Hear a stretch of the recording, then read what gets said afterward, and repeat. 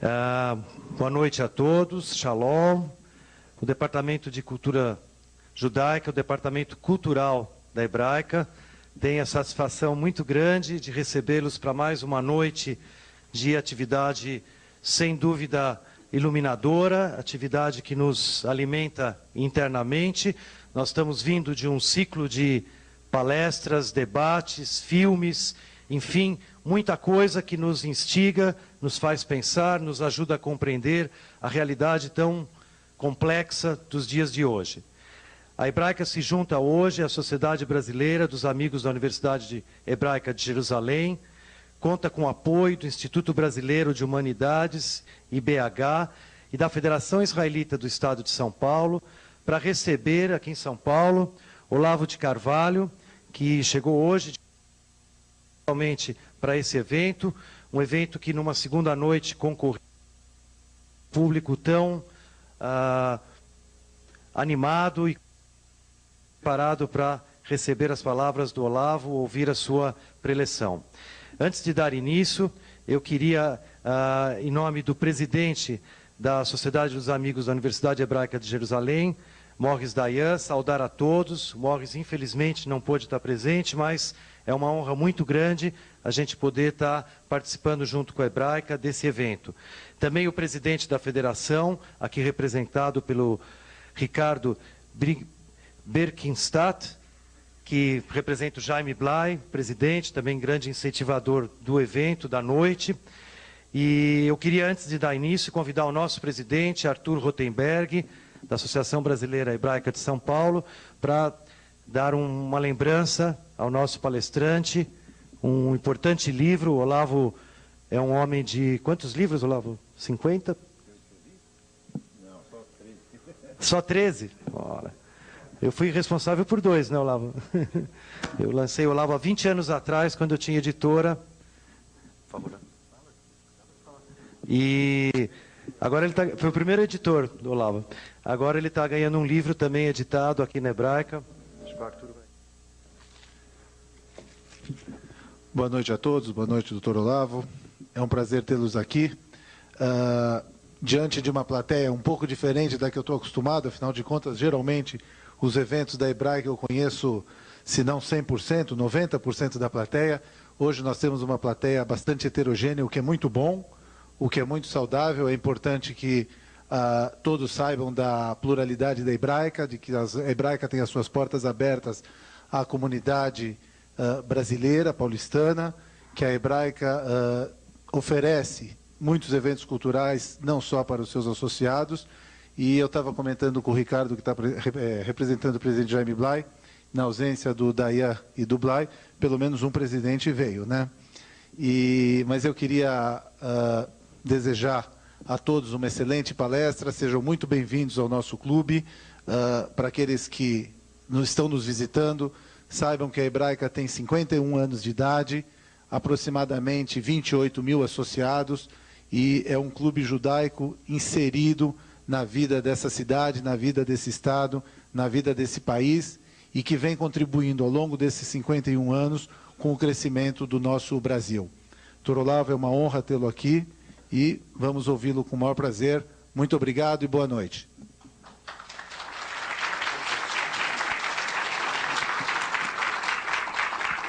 Eu queria aproveitar a oportunidade para passar às suas mãos um livro do nosso cinquentenário, que conta a história da Hebraica do dia em que ela foi concebida até o dia 31 de dezembro de 2003, quando nós terminamos as comemorações.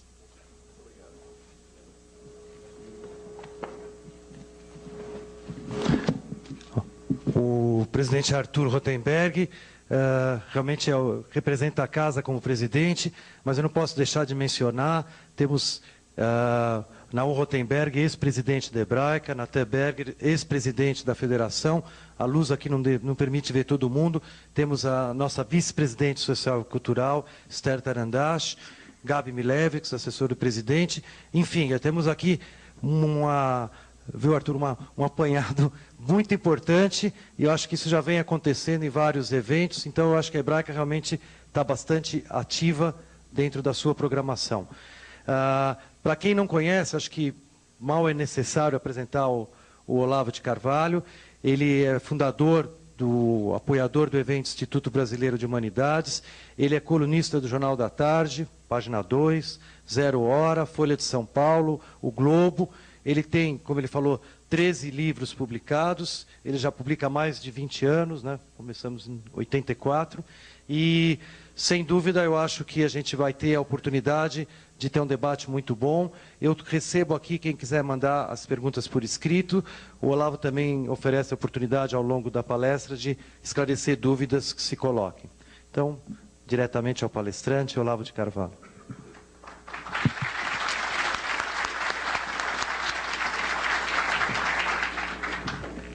Então, muito obrigado, Arthur Rotenberg, ao Jacques, ao Zé Luiz pelas palavras gentis, e obrigado sobretudo a todos vocês que, enfrentando esta cidade, esse tempo maligno, vieram até aqui.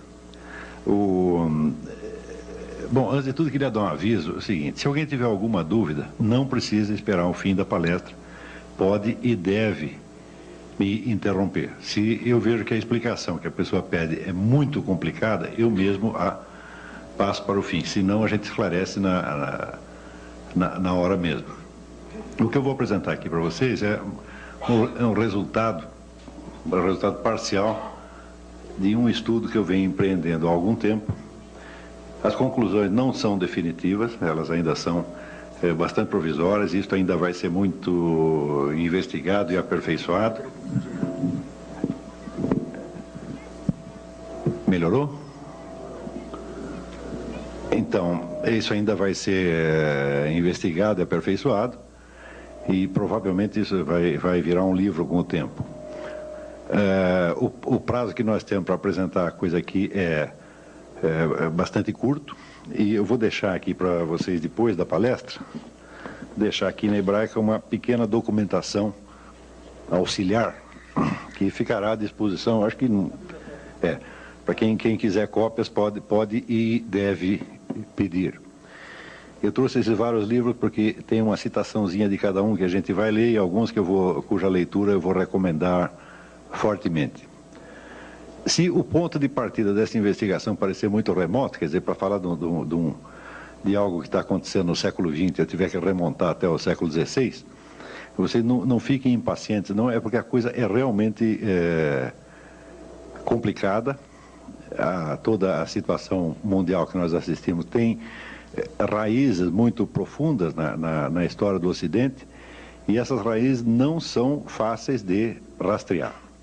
A norma que foi seguida neste estudo foi a do bom e velho Spinoza, que dizia: não rir nem chorar, mas compreender. Então, há fenômenos que são demasiado graves e demasiado assustadores para que nós nos permitamos o luxo de ter perante eles reações emocionais, mesmo de indignação. Quando as coisas são muito graves, aí mesmo é que a gente tem que ficar de cabeça fria e botar o nosso cérebro para funcionar, nos baseando também numa outra máxima, esta de Goethe, que dizia: é urgente ter paciência. Entendeu? O problema é complicado, nós não vamos conseguir entendê-lo se estivermos com pressa, se estivermos nervosos, se tivermos já assim, vamos dizer, opiniões feitas, opiniões prontas, que só vão nos atrapalhar a intelecção do processo. O ponto de partida desta investigação foi, há muitos anos, algo que eu li do filósofo alemão Martin Heidegger. Era uma teoria que ele apresentava sobre as origens do totalitarismo. Ele dizia que a origem remota do totalitarismo estava na entrada da modernidade, quando, com René Descartes, a filosofia proclama a possibilidade que o indivíduo humano tem de chegar a um conhecimento de validade universal a partir tão só do exame de si mesmo e de uma espécie de introspecção. Este é o princípio básico do racionalismo, quer dizer que se o sujeito conhecer 2 ou 3 premissas universais, ele pode deduzir, tirar da sua própria cabeça a totalidade do sistema das ciências. E dizia Martin Heidegger que se existe esta possibilidade do indivíduo humano ter por si mesmo uma visão tão abrangente, tão segura da realidade, então está suposto que o indivíduo detentor deste conhecimento deve ser também o detentor da autoridade sobre o mundo.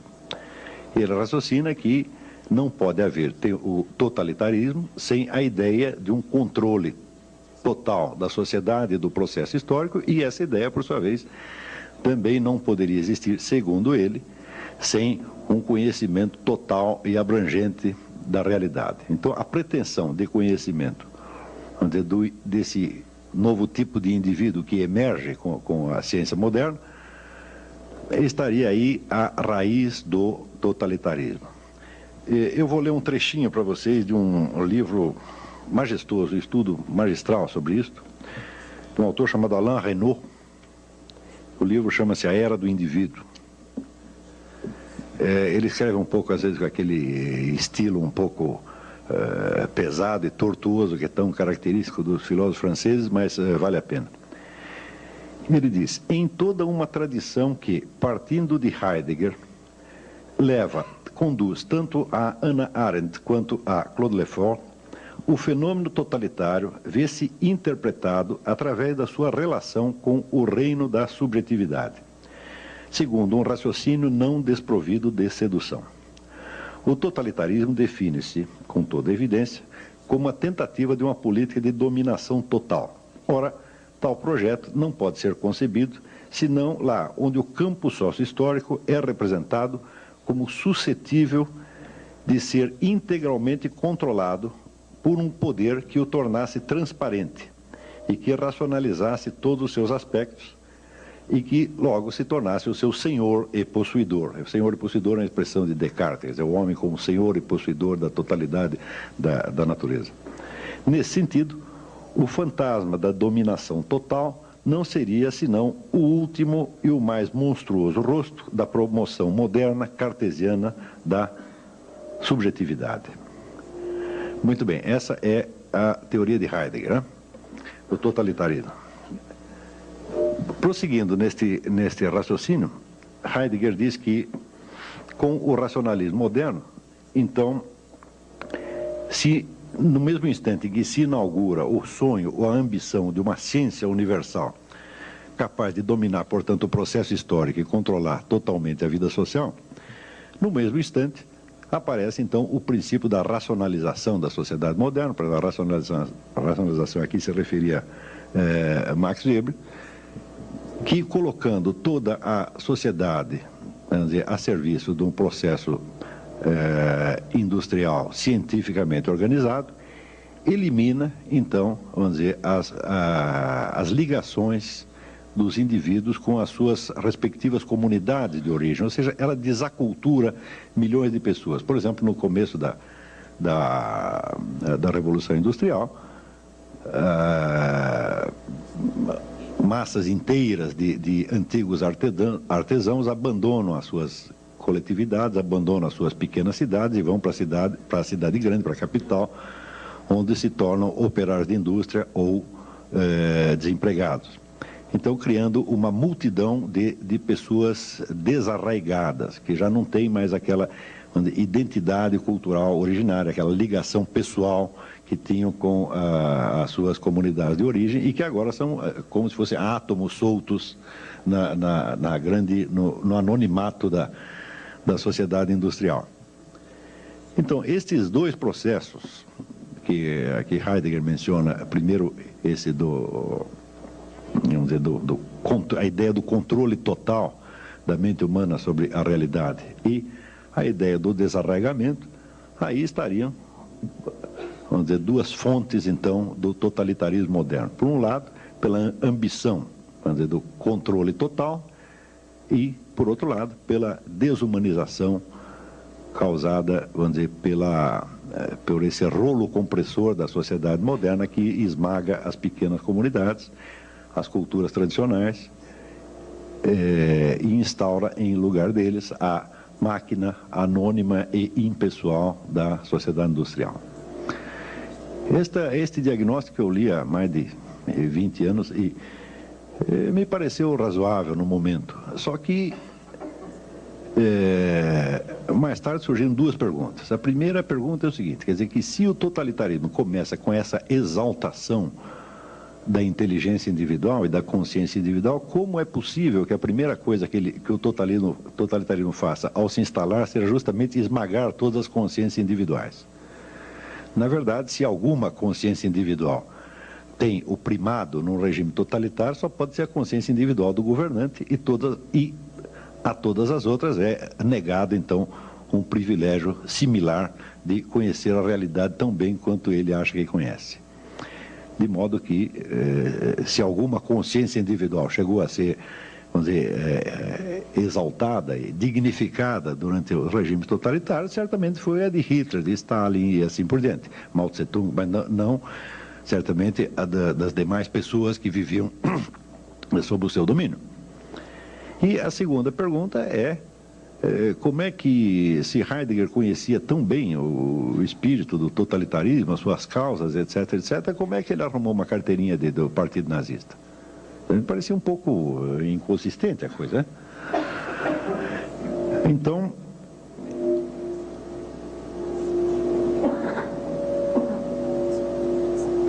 examinando a coisa por este lado, a gente pode observar que uma das promessas iniciais do Partido Nazista e que pareceram mais sedutoras ao público da época foi justamente a crítica da sociedade industrial moderna e o apelo ao arraigamento cultural, daquele negócio de sangue e solo.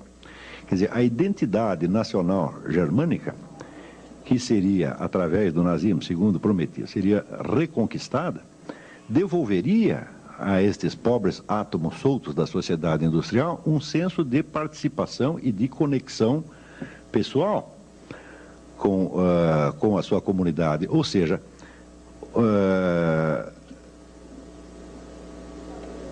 voltaria a restaurar um senso dentro da distinção de sociedade e comunidade. Quer dizer, o nazismo prometia uma restauração do senso de comunidade, tá certo? Sobretudo através, vamos dizer, da ligação com os símbolos nacionais, com o culto da raça, esse negócio todo. E isso pareceu ao público, então, bastante atraente durante algum tempo.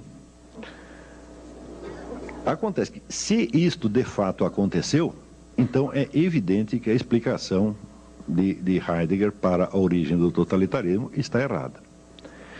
Quer dizer que ele diz que o totalitarismo está intrinsecamente associado à impessoalidade da sociedade moderna, que destrói as culturas tradicionais e solta os indivíduos num mundo anônimo, para assim dizer, num deserto de relações humanas, nos quais eles só têm, vamos dizer, entre si uma ligação funcional e econômica, e já não mais os laços pessoais que tinham, vamos dizer, com tradição, religião, aldeia, etc., etc.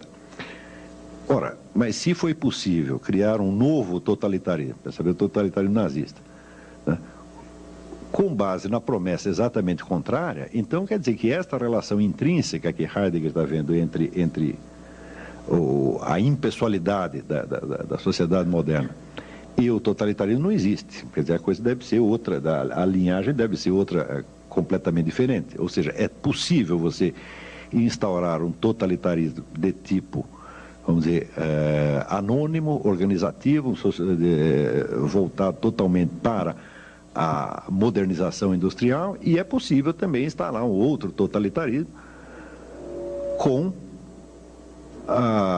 vamos dizer, o apelo justamente contrário, quer dizer, com o apelo comunitário, o apelo à raça, ao passado, à tradição nacional, etc., etc., né? E havia as duas possibilidades. Porém, a coisa não terminava só aí. Quer dizer, aí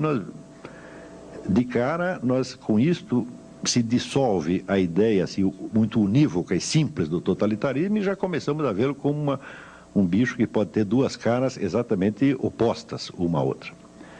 Porém, essas duas caras também não eram unívocas, porque no totalitarismo comunista, embora ele fosse de tipo cosmopolita, quer dizer, embora fosse se apresentasse como um movimento ainda mais modernizante e ainda mais racionalizante até do que o capitalismo, ele também, de algum modo, cultivava o senso de comunidade, tá certo? Através exatamente da participação no partido. Quer dizer, o partido se tornava, vamos dizer, um novo elo de solidariedade entre as pessoas, né? Substituindo os elos de família e de tradição que tinham sido perdidos. Nós podemos observar, quando nós estudamos a história da cultura que se criou em torno do movimento comunista, e nós vemos a quantidade de sentimentalismo que está associado a esta cultura. Por exemplo, no tempo que se falava do paizinho Stalin, ou hoje, quando as pessoas veem a juventude de Che Guevara e derramam lágrimas, né? Existe toda uma cultura sentimentalística que cria um elo de solidariedade. Eu mesmo, no tempo que eu pertencia ao partido, foi durante 3 anos apenas, eu me sentia integrado naquele movimento, não só politicamente, mas humanamente. Estudando a coisa com um pouco mais de atenção pelo lado comunista, eu cheguei à conclusão de que houve tantas versões diferentes da ideologia comunista e tantas propostas diferentes relativas ao regime comunista que nós não conseguiríamos, de maneira alguma, defini-lo como um movimento ideológico unívoco. Existem ideologias comunistas e existem regimes comunistas concebíveis, mas tem uma coisa que tem unidade, é a unidade da cultura comunista. Quem quer que participe de um movimento esquerdista, ele se integra, de certo modo, não num movimento ideológico unívoco, ele pode ter divergência com todo mundo ali, mas qualquer que seja a linha a que ele pertença, ele se integra na cultura e, sobretudo, na cultura psicológica do movimento comunista. E essa cultura psicológica, ela envolve o indivíduo sob todos os lados. Quer dizer, você trabalha com comunistas, você vai no bar com comunistas, você faz festa com comunistas, você está sempre cercado daquelas pessoas que lhe dão um senso de identidade e de pertinência e até de irmandade. Tá certo? Então, peraí, o comunismo, que seria o totalitarismo mais seco, mais frio e mais racional, ele também tem esse componente emocional e comunitário profundo. E, por outro lado, o totalitarismo nazista, cuja ideologia, cujo discurso era voltado para o apelo comunitário, para a volta às raízes, etc., etc., ele, por outro lado, ele tinha um processo de modernização industrial tão racional, tão frio e tão desumano quanto qualquer outro. Está compreendendo? Então, isso observando só pelo lado ideológico, não estou falando das realizações criminosas dos dois regimes, abstraindo isto. Vamos fazer de conta que comunistas e nazistas eram boas pessoas, que nós não temos nada contra eles e que estamos apenas examinando as ideias deles, né? Ou seja, só examinando com o máximo de frieza e de isenção e levando em conta somente as ideias, nós daqui a pouco, por trás dessas ideologias tão bem justificadas, né, que uma fala, vamos dizer, em nome do senso de justiça e igualdade, e outra fala em nome do senso de comunidade e do resgate dos pobres átomos anônimos desarraigados na sociedade industrial. Quer dizer, por trás de toda esta bela conversa vai começar a aparecer o lado monstruoso já, sem nem precisarmos apelar ao reino dos fatos. Muito bem, mas se esses dois totalitarismos, que se apresentavam com faces opostas, cada um deles tinha dentro de si a face do outro, tá certo? Também, vamos dizer, anexada, como que geminada à sua própria face. Quer dizer, vamos falar de um totalitarismo societário, um totalitarismo comunitário. Esses termos são provisórios, eu ainda não achei os termos adequados para isso, mas para simplificar a guerra, diremos que o socialismo era um totalitarismo societário, tá certo? Quer dizer, voltado para uma dissolução ainda maior das comunidades tradicionais e para uma racionalização ainda maior da sociedade. e o nazismo como um totalitarismo de tipo comunitário, porque apelava a uma espécie de retorno às raízes e ao senso de identidade nacional, grupal e racial. Então, quer dizer, um desses totalitarismos, cada um deles, tinha a imagem do outro geminada a parte do outro que parecia a mais diferente dele, era uma componente dele próprio. Eu não sei se está ficando claro isso aqui.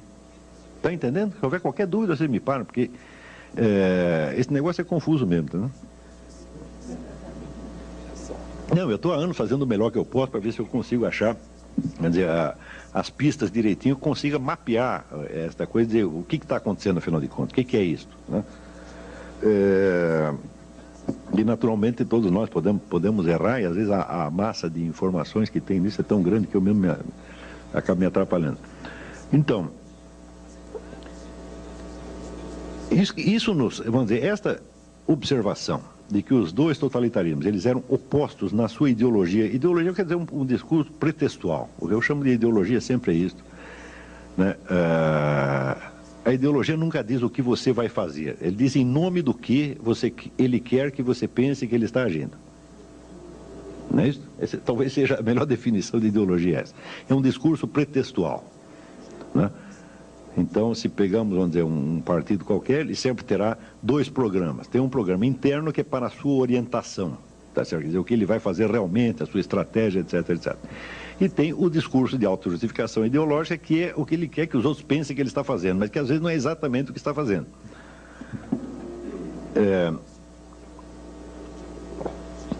E se acompanharmos, por exemplo, a trajetória, vamos dizer, desses regimes nos momentos de máxima condensação totalitária, aí é que a duplicidade de estratégia e ideologia se torna uma coisa quase alucinante, porque os camaradas todos fazem exatamente o contrário do que estão dizendo, e isto é sistemático, não é uma coincidência, não. E não pode ser explicado como mera, vamos dizer, hipocrisia, diz uma coisa e faz outra. Não, esse é um negócio, essa duplicidade é até planejada. Muito bem, a partir da hora que verificamos que existe esta duplicidade de totalitarismos e dentro de cada uma delas tem uma nova duplicidade interna, aí é que a teoria explicativa do Heidegger foi mesmo para o brejo, quer dizer, não sobrou nada. O processo, em suma, é muito mais complexo do que se poderia imaginar. Mas esta mesma dualidade que nós usamos agora de comunidade e sociedade, ainda pode nos servir como uma pista para investigar isso aqui, no seguinte sentido. Em toda a sociedade humana que existiu até hoje, toda e qualquer sociedade humana, sempre existe, por um lado, os papéis sociais que as pessoas desempenham, ou seja, a identidade social que cada um tem, como, por exemplo, no momento eu me compreendo a mim mesmo como conferencista e vocês como auditório de conferencista, né? O Arthur Rotenberg se entende a si mesmo como presidente da Hebraica, etc, etc. Vamos dizer, são as identidades que nós desempenhamos na sociedade, com as quais nós nos mostramos e nos compreendemos a nós mesmos na sociedade. Mas existem certos momentos, tá certo, onde você é violentamente despido da sua identidade social. Por exemplo, no instante que você é assaltado na rua, tá certo? Aí um sujeito encosta um revólver na sua cabeça, tá certo? E quer o seu dinheiro, quer esse dinheiro exista, quer não exista, tá certo? Então, neste momento, todas as ligações que você tem na sociedade falham. Você está separado de tudo e você está reduzido à condição humana no seu sentido mais físico, tá certo? Você é apenas um corpo humano vivente que pode estar morto dali 2 segundos. Ou seja, os seus compromissos sociais não contam mais, os seus deveres sociais não têm mais a mínima importância, naquele momento você está dispensado de todos eles, e os benefícios que você espera obter da sociedade também não existem. Uma outra circunstância onde você é desligado da sua identidade social por exemplo, por ocasião de certas experiências extremas. Eu me lembro que quando eu era jovem, tinha 18 anos, eu participei do recenseamento escolar no governo do falecido Adhemar de Barros. E eu participei disso no litoral sul, perto ali de Iguape, Cananéia. E nós íamos pelo meio do mato, procurando os moradores para ver se tinham crianças, quantas crianças tinham, se estavam na escola, se não estavam, etc, etc. E chegou uma hora que nós nos perdemos. E ficamos 4 dias, estava eu e mais 2 funcionários, 4 dias no meio do mato, tá certo? Então, ali nós sentimos o que era estar totalmente desamparado das nossas conexões sociais. Ali não havia mais, nenhum de nós era nem mais cidadão brasileiro, nem eleitor, nem pai, nem mãe. Nós éramos apenas organismos humanos ameaçados. Uma outra situação que provoca este desligamento seriam, por exemplo, experiências com drogas. O drogado não tem uma identidade social, ele não sabe quais são os seus direitos e deveres sociais, etc, etc. Ele está reduzido a um conjunto, vamos dizer, de sensações e imaginações que assinalam a sua condição de corpo vivente, de organismo vivente. Tá certo? E nesse instante, ele pode se relacionar com outras pessoas, mas não através do papel social. É um tipo de relação mais primitiva, tá certo? E que implica, por um lado, a total insegurança, mas por outro também a total liberdade.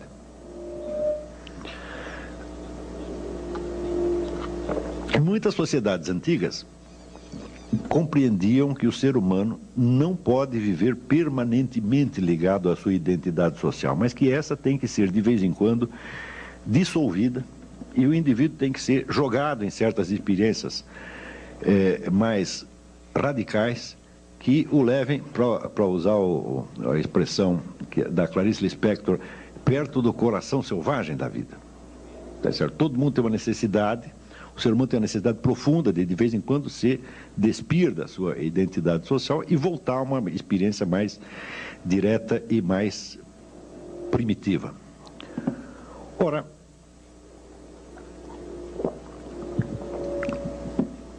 se entender essa diferenciação dos papéis sociais e da experiência mais direta, ficou claro isso? Muito bem. Todos os movimentos totalitários, sem exceção, conseguiram colocar massas de pessoas trabalhando por um tipo de organização social mais centralizada, mais controladora e, de certo modo, até mais racional, mais unificada, utilizando justamente este tipo de experiências que despiam a pessoa da sua identidade social e entregavam vamos dizer, a uma certa vivência mais brutal, mais direta e mais primitiva e imediatamente vestiam nele uma outra identidade, agora já conforme aos planos do Partido Comunista Nazista, etc, etc. Eu vou ler aqui para vocês um outro paragrafinho. Isso aqui é de um clássico da sociologia, Karl Mannheim. E o trabalho se chama Estratégia do Grupo Nazista. Eu não sei se esse livro ainda existe em circulação, é uma edição já bastante antiga. Chama-se Diagnóstico do Nosso Tempo. Alguém conhece? Nunca leram isso? Estou ficando velho mesmo. Então, nas bibliotecas deve ter, mas deveria ser reeditado. Então, diz Karl Mannheim, Hitler inventou um novo método a que se pode dar o nome de estratégia do grupo nazista.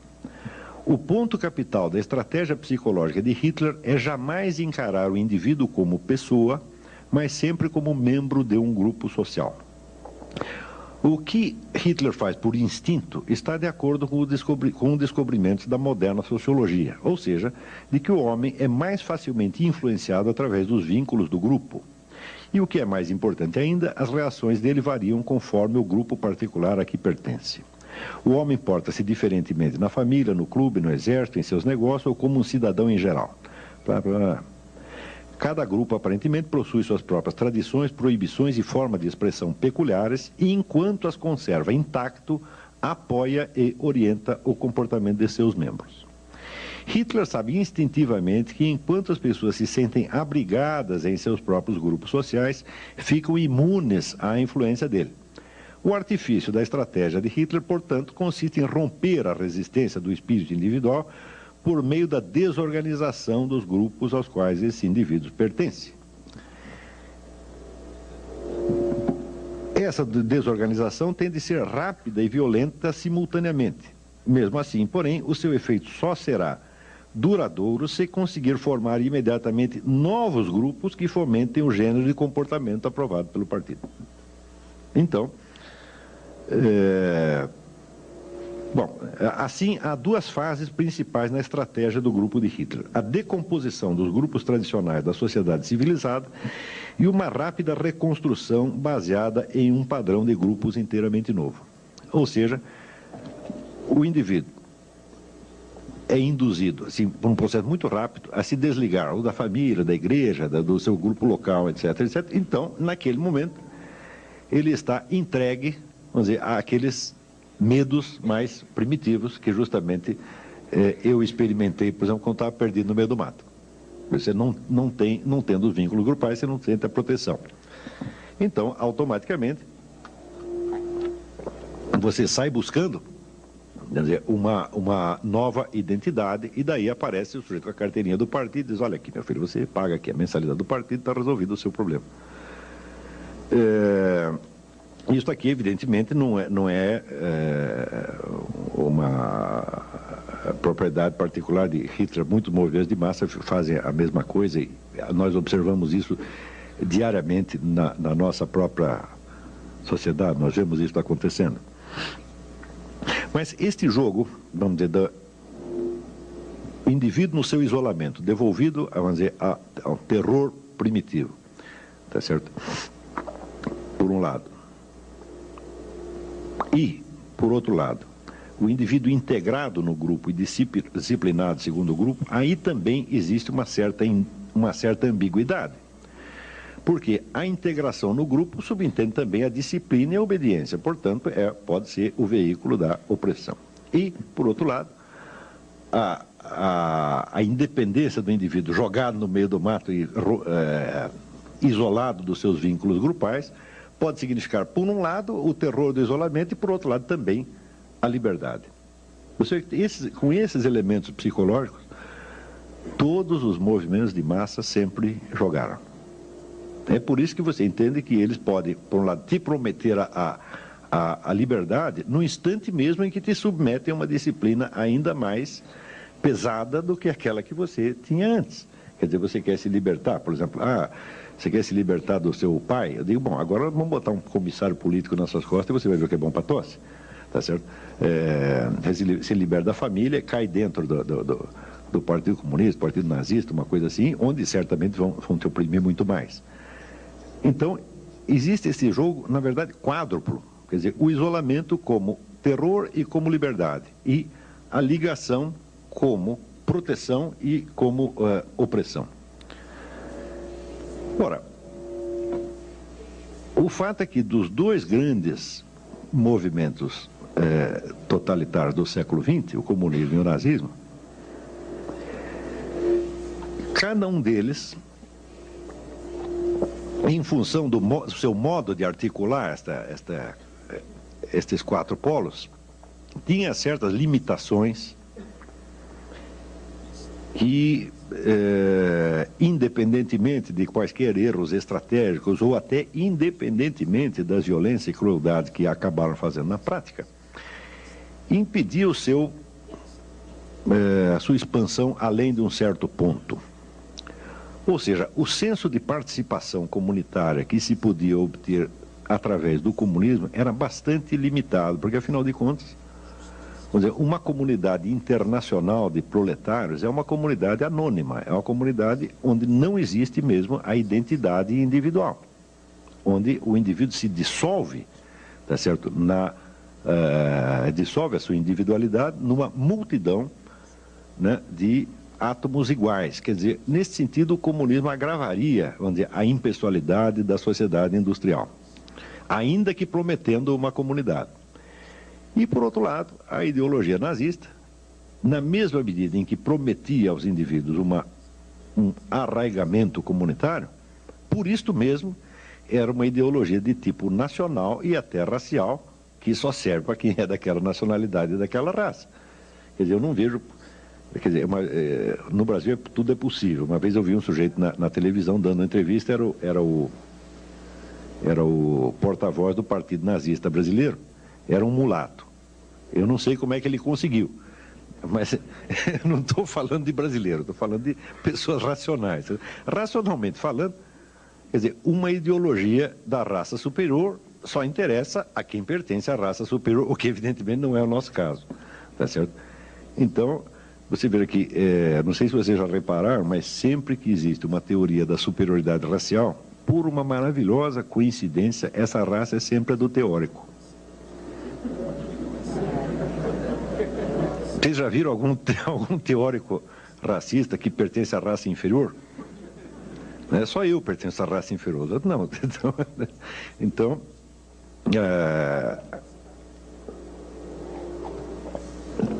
onde quer que você veja uma pretensão de superioridade racial, e nós a vimos, por exemplo, não só no caso nazista, mas nós vemos hoje certo teórico do movimento black americano, eu lendo esses camaradas, né? Eu vejo como é fácil, né, você argumentar nesse sentido, desde que você esteja assegurado que o resultado da sua pesquisa científica será provar que o superior é você. Porque se você tiver com uma suspeita, bom, eu vou investigar esse negócio, vai que eu provo que existe superioridade racial e eu caí justamente na inferior, eu não vou prosseguir essa pesquisa, não sou besta. Então, por ser uma ideologia de tipo nacional e racista, é evidente que o interesse dela para outras nações só poderia ser, essa ideologia só poderia ser vendida para outras nações na base da fraude. Quer dizer, cada nova nação que os nazistas faziam aliança, vai ter que provar que eles pertencem à raça superior também. Quer dizer, o italiano é ariano de algum modo, os árabes também vão ser um pouco arianos e assim por diante. Quer dizer, é um trabalho retórica, uma retórica muito tortuosa demais, tá certo? Então nós não podemos conceber, por exemplo, algo como uma internacional nazista. Vai chegar um ponto em que você só provoca antagonismo, tá vendo?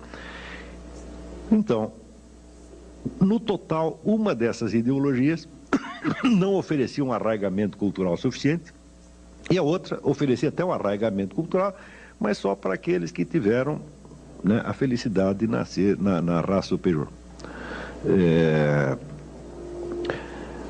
E é justamente aí que, a partir da década de 30, começa a surgir na cabeça de alguns intelectuais muçulmanos que haviam estudado na Europa e que tinham lido essa coisa toda, e tinham lido até Heidegger, Jean-Paul Sartre, essa coisa toda, começa a surgir a ideia de que o Islã tinha a solução para este problema. Então,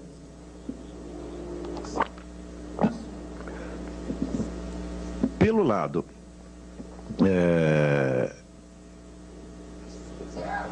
econômico, o Islã tem a sua própria estratégia econômica, vamos dizer, que não é bem de uma economia socialista, é de uma economia que resguarda, vamos dizer, a propriedade privada, mas no qual você tem tantos instrumentos, tá certo, de controle, não somente na mão do Estado, mas você tem tantos instrumentos religiosos de controle, que praticamente, se pode dizer que toda a vida econômica da comunidade estará sob o controle daqueles que tiverem a autoridade religiosa.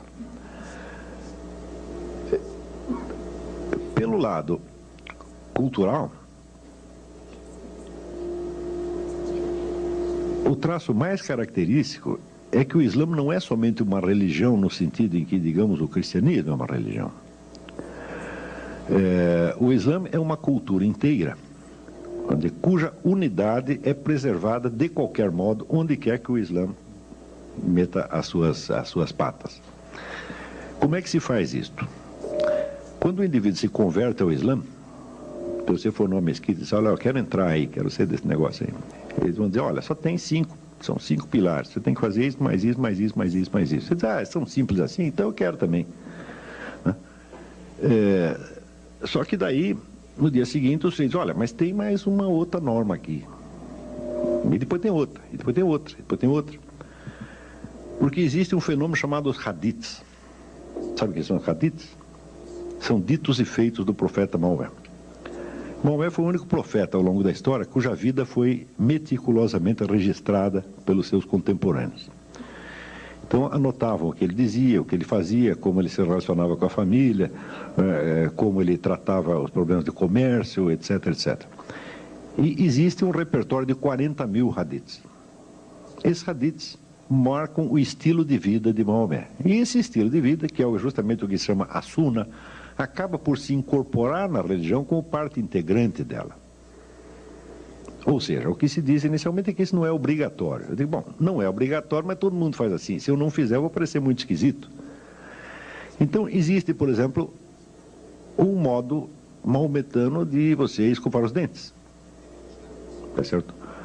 Existe um modo maometano de comer, um modo maometano de vestir, um modo maometano de ir ao banheiro, um modo maometano de fazer visitas. Em suma, existe uma receita baseado no estilo de Maomé para cada ação humana. Não há nenhuma situação humana para a qual não tenha uma fórmula. Como o processo da revelação corânica levou 28 anos, desde o primeiro versículo que Maomé recebe do arcanjo Gabriel até o final, onde ele recebe o último versículo, reúne a população e diz: hoje eu completei aqui a vossa religião. Como se passaram 28 anos, calcula-se que o indivíduo, para absorver a totalidade dessas regras e se tornar realmente um muçulmano, precisaria de 28 anos. Tá certo? E mesmo assim ainda vai falhar. Se falhar também, não tem problema, porque a comunidade inteira está de olho em você, dizendo: tal coisa não se faz assim, não diga isso, tá certo? Não se sente assim, não pega comida assada, não escova os dentes assim. Está entendendo? Então, existe um cerco total. Nós podemos comparar. Vocês já repararam que não existe muita propaganda islâmica? Já viram isso? Não vê propaganda islâmica, porque o Islã ele se expande mais ou menos como uma ameba. Ele engole a ameba que está do lado, entendeu?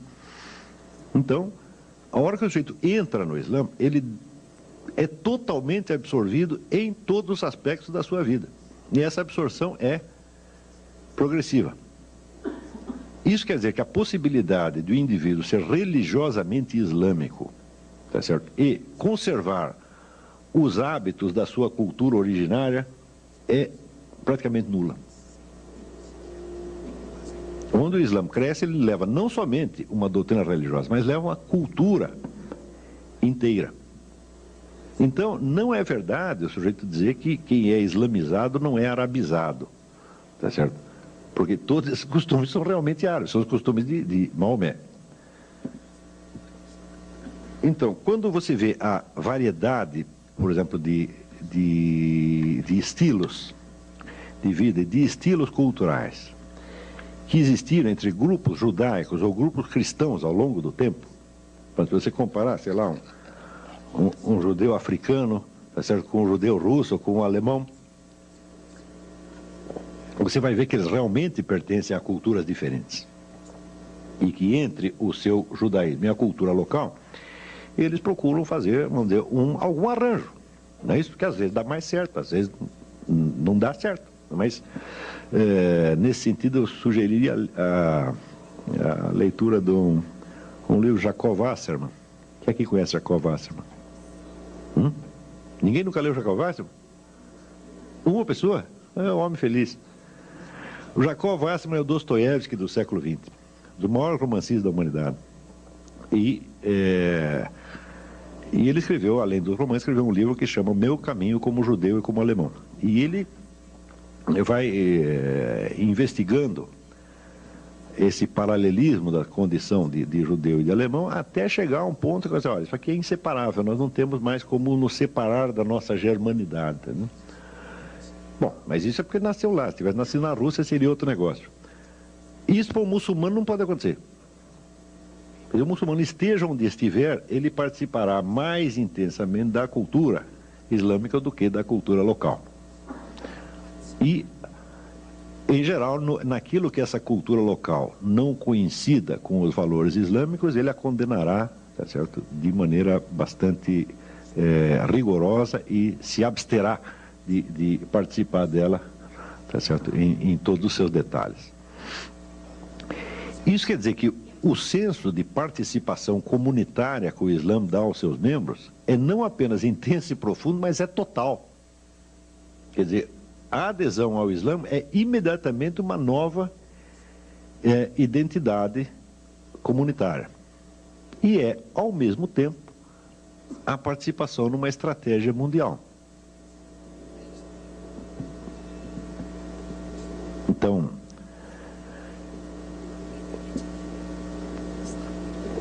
isso quer dizer que, contemplando o problema dos dois totalitarismos, o muçulmano da década de 30 e 40 começou a ter ideias.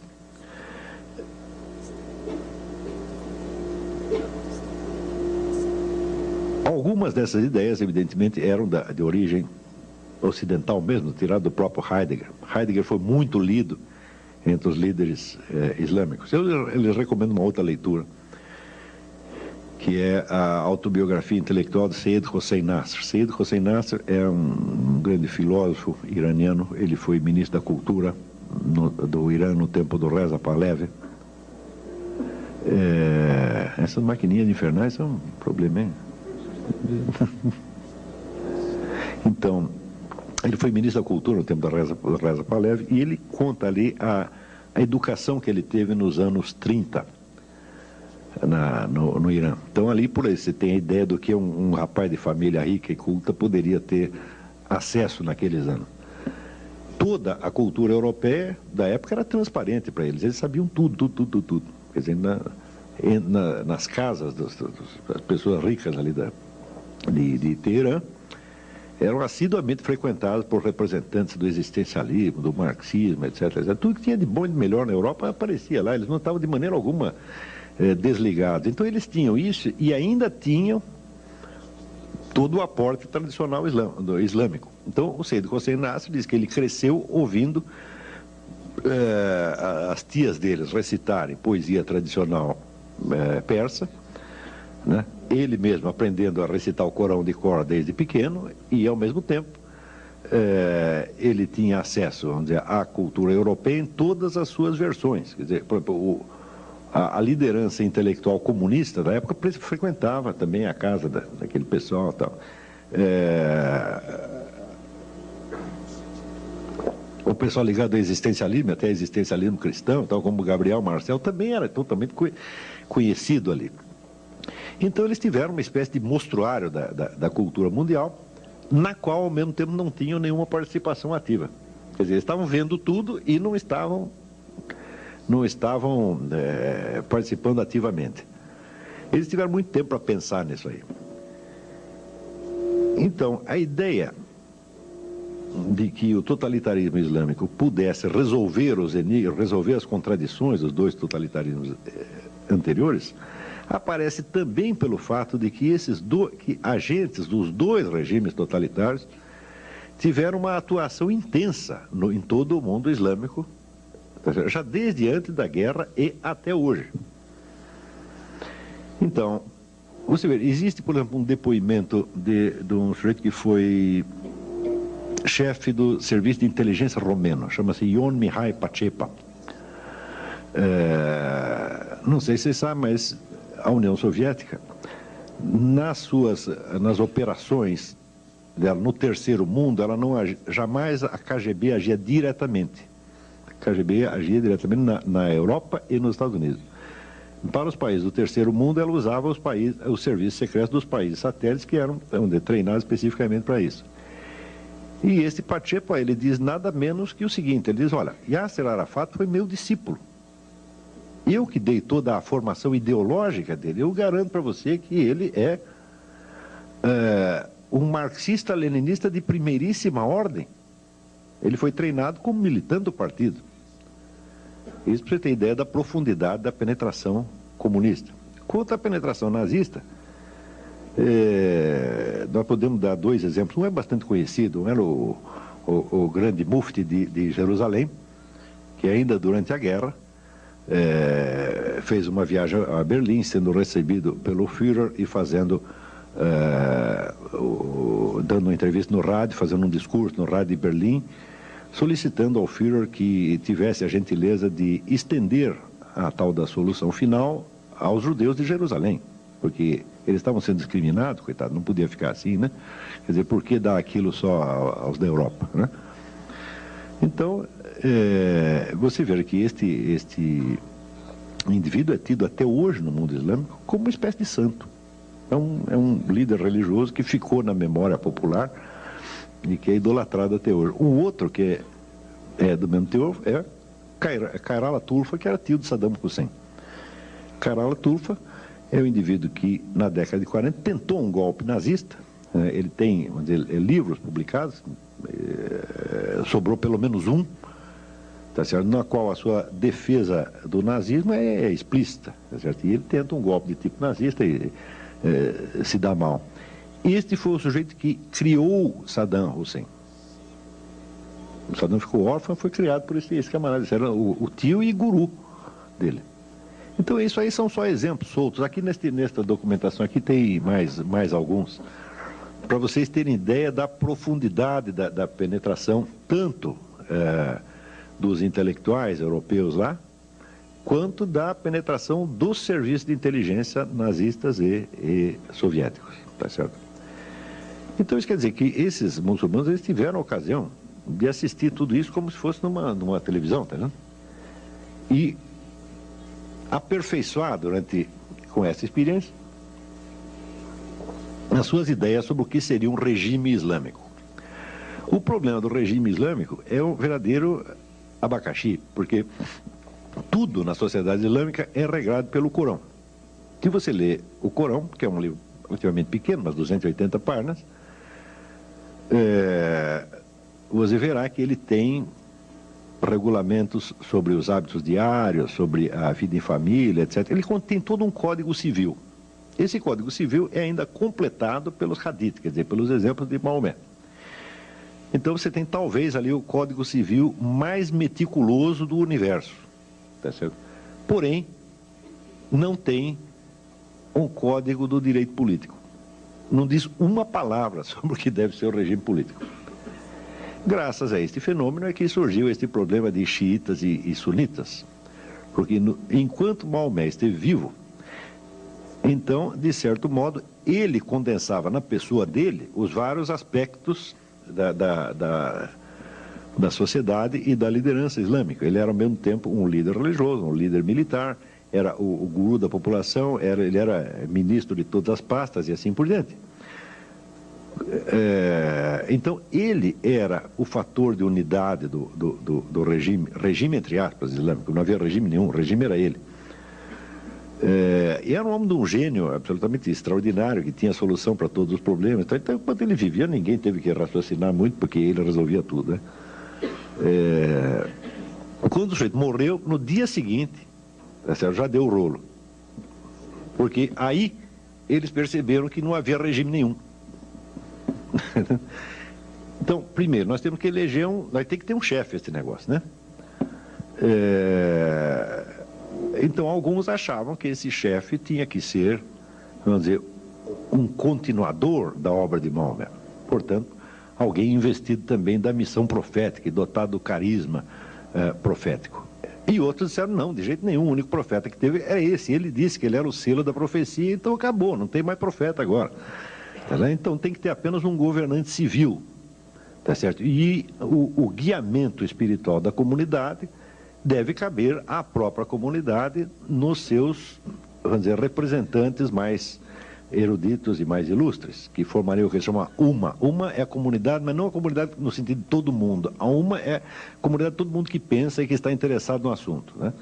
Então, esta entidade informal, a Uma, é que seria o guiamento espiritual da comunidade. E outros acharam, não, nós temos que ter aqui um profeta, e escolheram, evidentemente, o genro de Maomé, Ali, que era, de fato, espiritualmente, o homem mais notável da comunidade. Não só espiritualmente, mas intelectualmente, sobre um monte, era um tipo muito especial. Tá? Agora, acharam que ele era ainda mais especial do que era, porque acharam que havia realmente nele o carisma da profecia. Então, é uma espécie de continuador do profeta. Então, é isso que é a distinção entre sunita e xiita. Sunna quer dizer os costumes, e os costumes não é nada mais do que a coleção dos hadiths, quer dizer, a coleção daquilo que foi copiado, foi anotado da vida de Maomé e que serve como modelo para a conduta de gerações e gerações de muçulmanos. E xiita não quer dizer nada mais do que Shia, quer dizer os companheiros, que são os companheiros de Ali, aqueles que ficaram fiéis a ele, que eram a minoria. Entre os xiitas, então, surge a ideia de que a profecia prossegue ao longo dos tempos, tá certo? Então, a subsistência da comunidade depende de haver um líder carismático a cada nova geração. Isso que se chama justamente o imam. Imam é um nome que... Imam quer dizer duas coisas. Quer dizer, em primeiro lugar, o imam é o sujeito que chefia a prece, ou que conduz a prece. Não sei se vocês já viram prece muçulmana. Fica um bando de gente alinhada aqui. Tem um sujeito na frente que ele diz a prece em voz alta e os outros aqui repetem ou ecoam. Ele conduz a prece de algum modo. Então, evidentemente, cada mesquita tem um imam, e se juntar dois muçulmanos para rezar numa casa, um deles vai ter que ser o imam. Mas também a mesma palavra é usada num sentido já mais ampliado para querer dizer o grande guia espiritual do mundo xiita.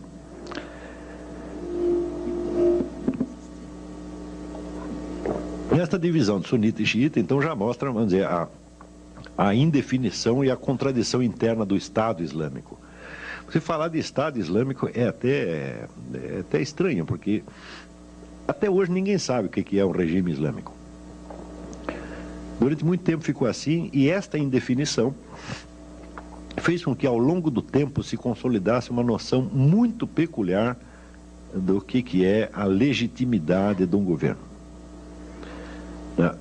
Evidentemente, toda a teoria do Estado subentende o que seria o critério de legitimidade do governante. No mundo islâmico, o governo legítimo, a critério do governo legítimo é o seguinte: o governo legítimo é aquele que existe. A partir da hora que ele cessou de existir, nós descobrimos que ele não era legítimo, ou que deixou de ser.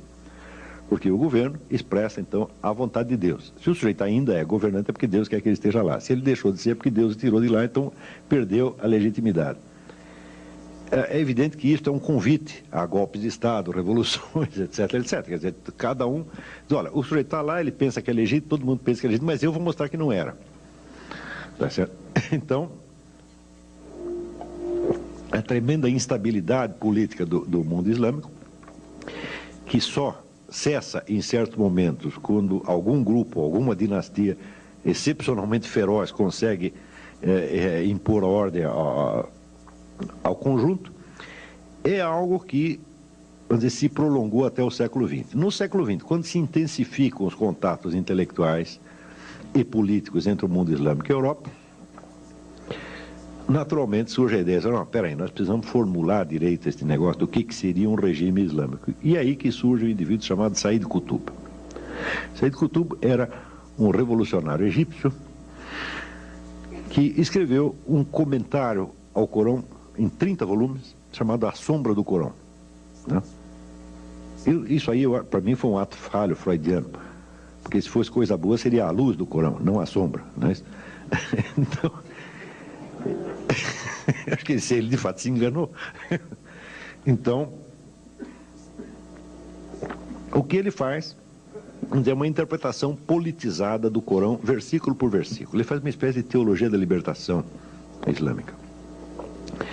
E este foi o fundador, depois, da entidade que se chamou a Fraternidade Islâmica, tá certo? Que é, vamos dizer, a entidade que dá um senso, vamos dizer, de unidade à militância islâmica em todo o mundo. É evidente que uma obra em 30 volumes eu não vou poder resumir nem em 30 linhas, muito menos em 30 palavras. Então, não vou resumir, eu vou só dar um exemplo. Por este exemplo, vocês já pegam a índole da doutrina. Said Qutb pega as sentenças do Corão, tá certo? E as interpreta baseado no pressuposto, islamicamente inteiramente aceitável e até obrigatório, de que as sentenças de Deus têm uma validade absoluta.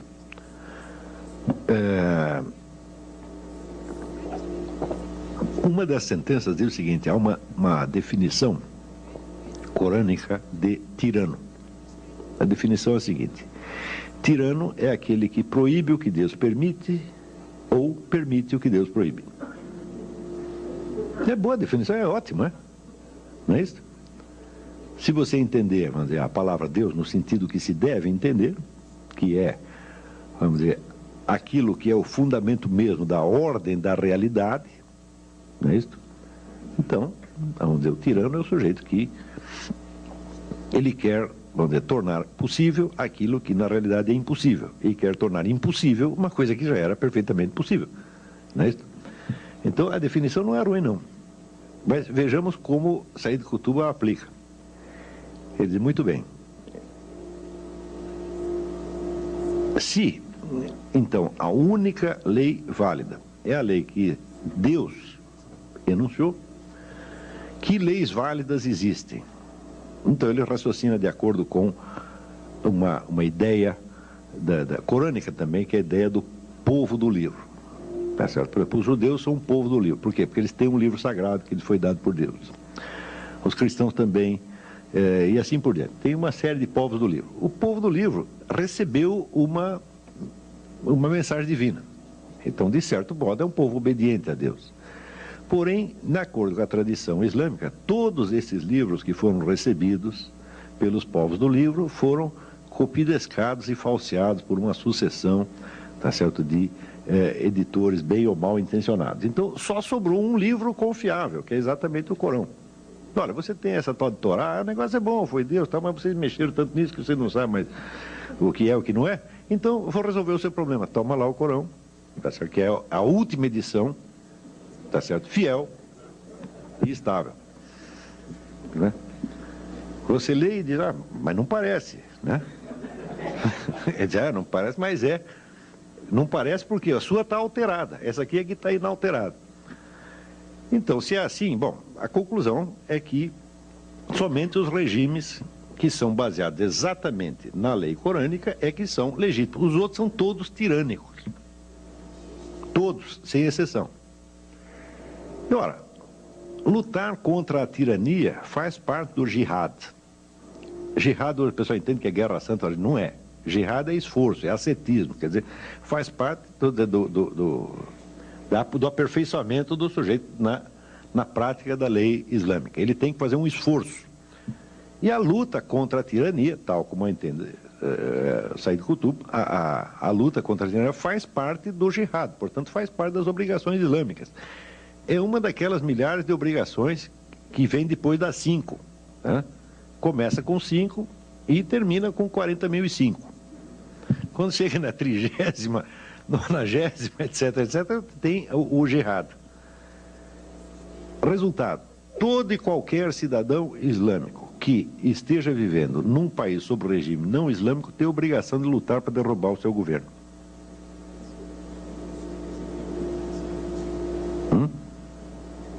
Isso não é um modo de dizer, é uma coisa assim, muito simples e direta. Você está aqui no Brasil, o governo é islâmico? Não. Então você tem que derrubar. Esta ideia está circulando, vamos dizer, nos livros de Said Qutb desde a década de 30. E Said Qutb foi lido por todo mundo. Tá certo? Said Qutb tem no mundo islâmico vamos dizer, um público como o Billy Graham tinha nos Estados Unidos, ou como... Não, que Bispo Macedo? 40 Bispo Macedo, tá, não?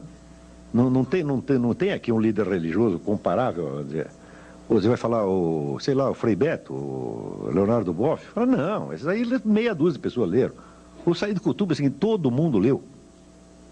E quem não leu, ouviu falar e recebeu a mensagem dele de algum modo. As primeiras gerações de muçulmanos que ouviram esse sujeito falar acharam aquilo horrível. Tanto que acharam horrível que Said Qutb foi enforcado pelo governo egípcio. Tá certo? Mas as gerações seguintes começaram a gostar do negócio. Então, você pode dar por bastante razoável a ideia de que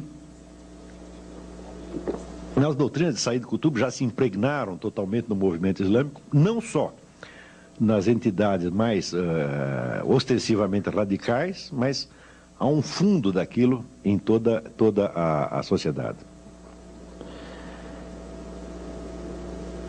Esta progressiva formação da ideia do governo islâmico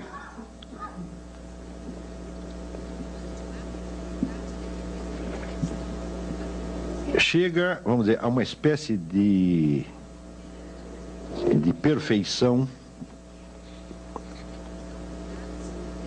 mais modernamente, nas últimas décadas,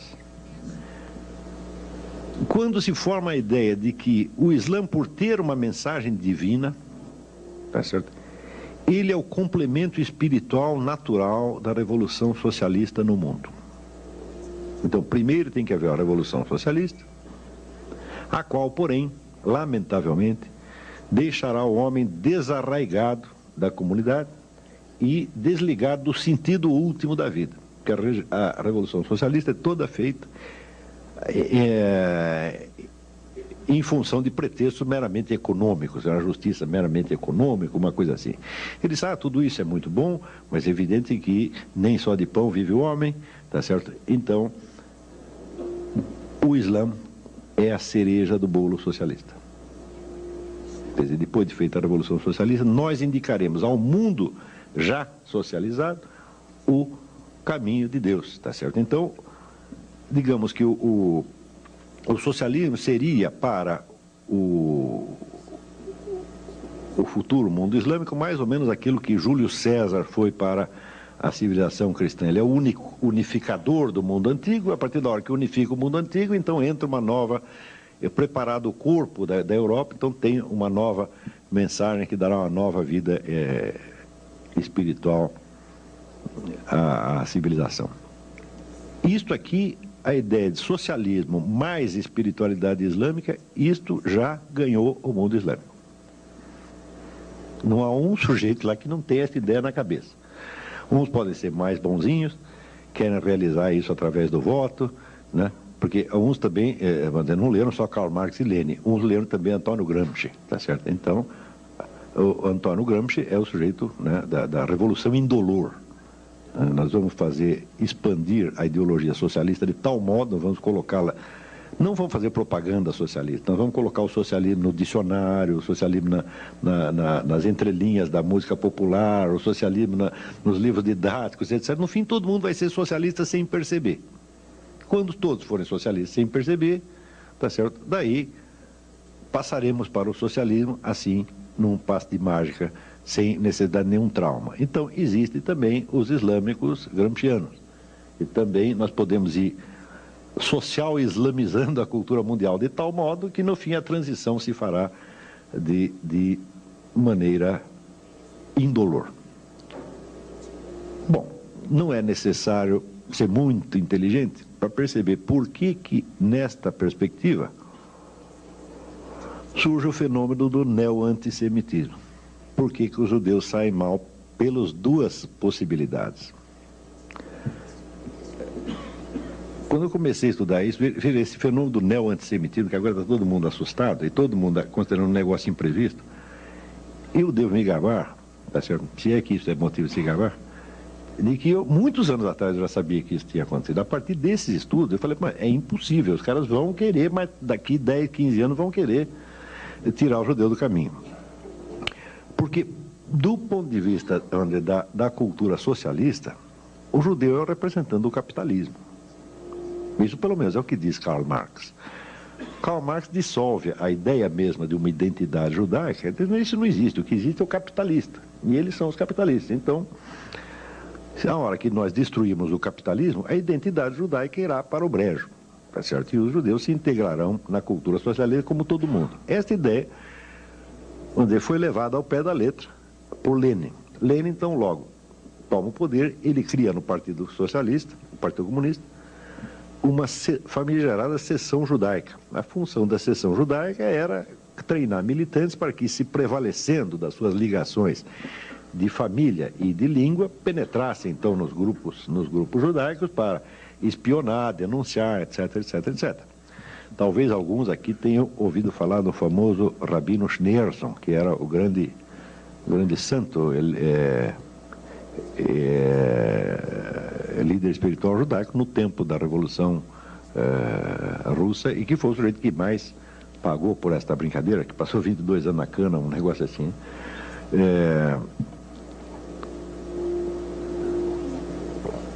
E, naturalmente, vamos dizer, pelo outro lado, Você imagina o que significa para um povo como o alemão, que ainda no século XVIII se acreditava na Europa que alemão era uma língua boa para se falar com os cavalos? Você não tinha cultura de língua alemã no século XVIII? Não é isso?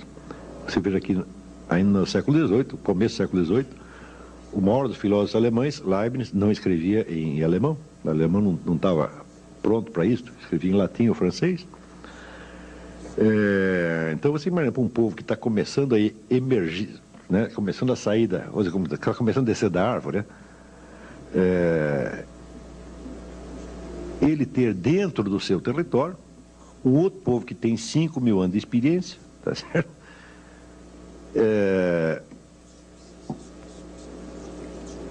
E que é, pela sua simples presença, a prova da inferioridade da população local. É horrível isso, dói no cotovelo, que é uma coisa medonha, né? Então, não precisamos nem especular outros motivos pelos quais surge o antissemitismo alemão. Quer dizer, um povo antigo, organizado, culto, capaz, que tem, vamos dizer, a coisa mais básica para o sucesso na vida, que é o capital cultural herdado. Não tem nada que ajude você, tanto na vida quanto você já recebeu isso de casa, tá entendendo? O alemão não tinha isso, tá? Então, basta isso para... Claro que houve outros motivos, mas este já é um motivo suficiente. O judeu era, de certo modo, pela sua simples presença, um antídoto à ideia de uma identidade racial germânica. Eu digo, mas que raio de identidade racial vai ter essa cultura? Assim, metade dos escritores e cientistas, esses são todos judeus. Tem identidade racial. Tem identidade racial nenhuma, isso é uma balela. Né?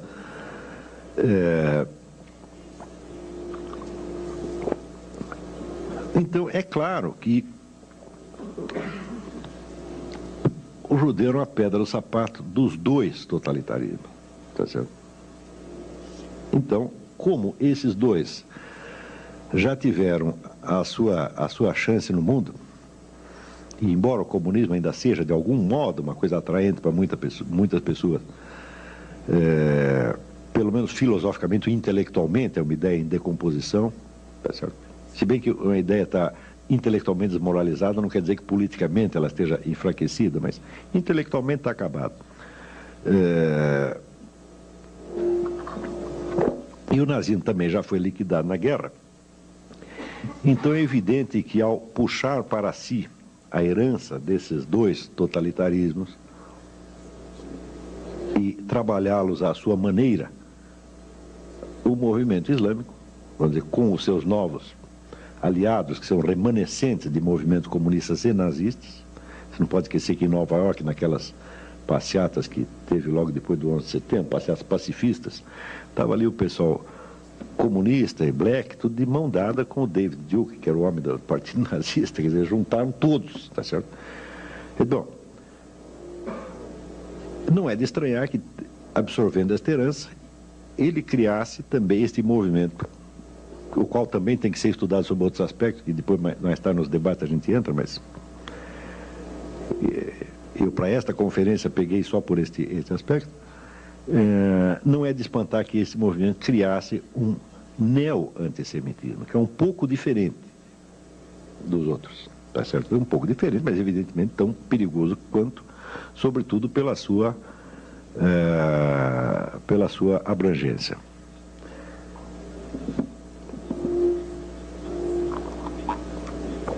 Agora, tem um lado desagradável da história. É que, ao longo de toda a formação desses movimentos ideológicos modernos, tá certo?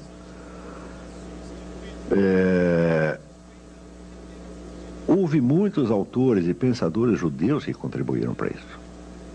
Mas, judeu porque não tinha nascido judeu. Vieram por um bocado de Trotsky. Trotsky não aceitava ser chamado de judeu. Ele não gostava disso. Mas os judeus acham que ele é judeu. Então, naturalmente, tem um certo carinho pelo sujeito, porque ele é gente nossa. Não é isso? Assim como, por exemplo, agora, faz uma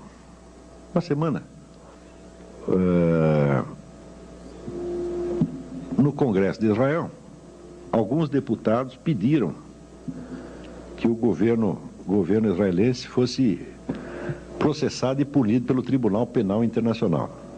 É um caso estranho de você pedir, vamos dizer, uma intervenção estrangeira no seu próprio país.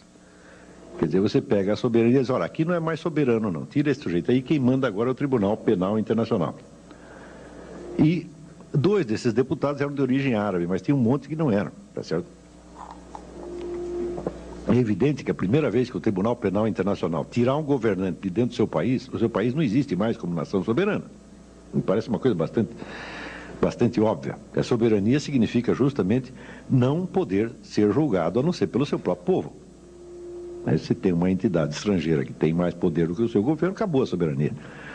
Então, 2 deputados, um grupo de deputados pede lá a soberania nacional. Naturalmente, esses deputados também dizem, mas eles são judeus, eles são gente nossa, nós temos que carregá-los no colo. Né? Eu digo, esse é um problema. No dia da passeata anti-Bush, lá tinha um monte de judeus fazendo passeata, junto com o pessoal black, não é isso? Que é aquele que, tipo Louis Farrakhan, né? E também com David Duke. Mas quando chega em casa, o que pensa? A mãe dele, a avó dele, a tia dele, diz, não, ele também é judeu, ele é gente nossa. Entendeu? Então fica carregando toda essa gente no colo, e você sabe como é que essa história termina. Não é isso?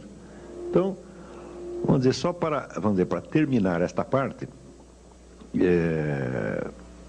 eu gostaria de fazer um lembrete que talvez não soe tem muito agradável, mas veja, o povo que protege os seus próprios traidores, ele paga 2 vezes. Ele paga pela traição que sofre e paga porque ele leva a culpa da traição.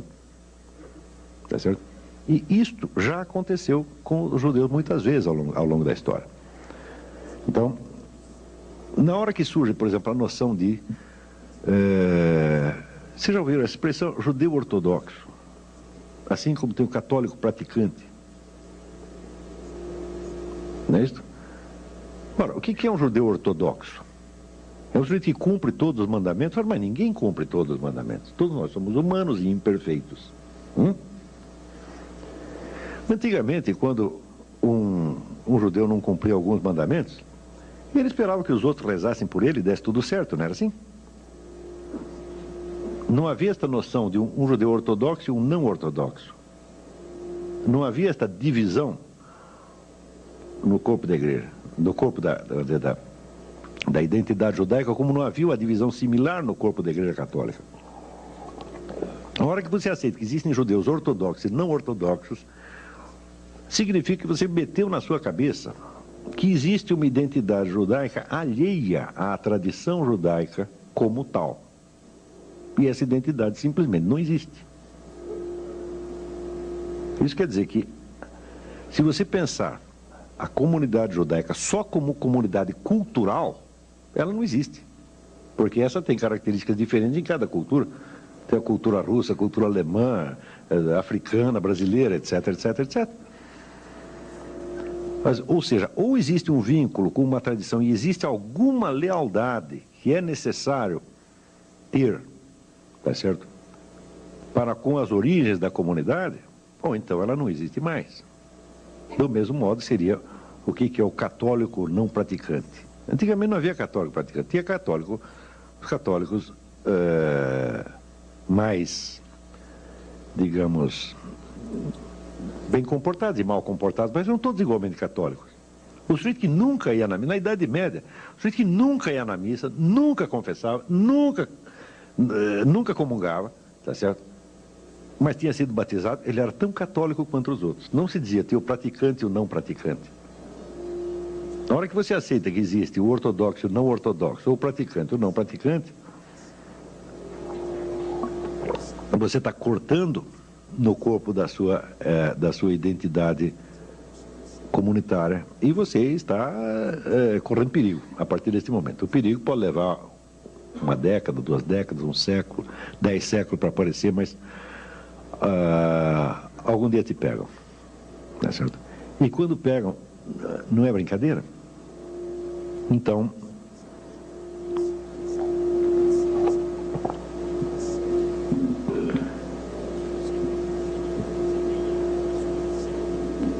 vamos dizer, só para encerrar esta parte, depois de ter mostrado, vamos dizer, as origens nazistas e comunistas da ideologia islâmica, vamos dizer, não precisa reforçar o perigo que isso representa para todos nós. Eu digo, bom, nós não podemos determinar o que os muçulmanos vão fazer, tá certo? Mas nós podemos saber o que nós vamos fazer. E eu sei que não é da minha conta, nunca se deve dar conselho para ninguém, tá certo? Mas não esperem de mim que eu passe a mão nas suas cabeças e diga vocês são maravilhosos, etc, etc. Eu não estou aqui para fazer isso. Se eu puder, gostaria de fazer alguma coisa útil, tá certo? E não simpática. Eu acho que a coisa útil a dizer, no momento, é que todo este processo ideológico do mundo islâmico é muito consciente, muito determinado, tá certo? Tem planos e ambições de escala mundial mesmo, eles não vão dar moleza a ninguém. E que, se, por exemplo, dentro de uma comunidade cristã, de uma comunidade judaica, nós começamos a dar moleza para eles, eles vão acabar conosco. Então era isso que eu tinha que dizer um momento. Estamos abertos para discussões aqui. Obrigado.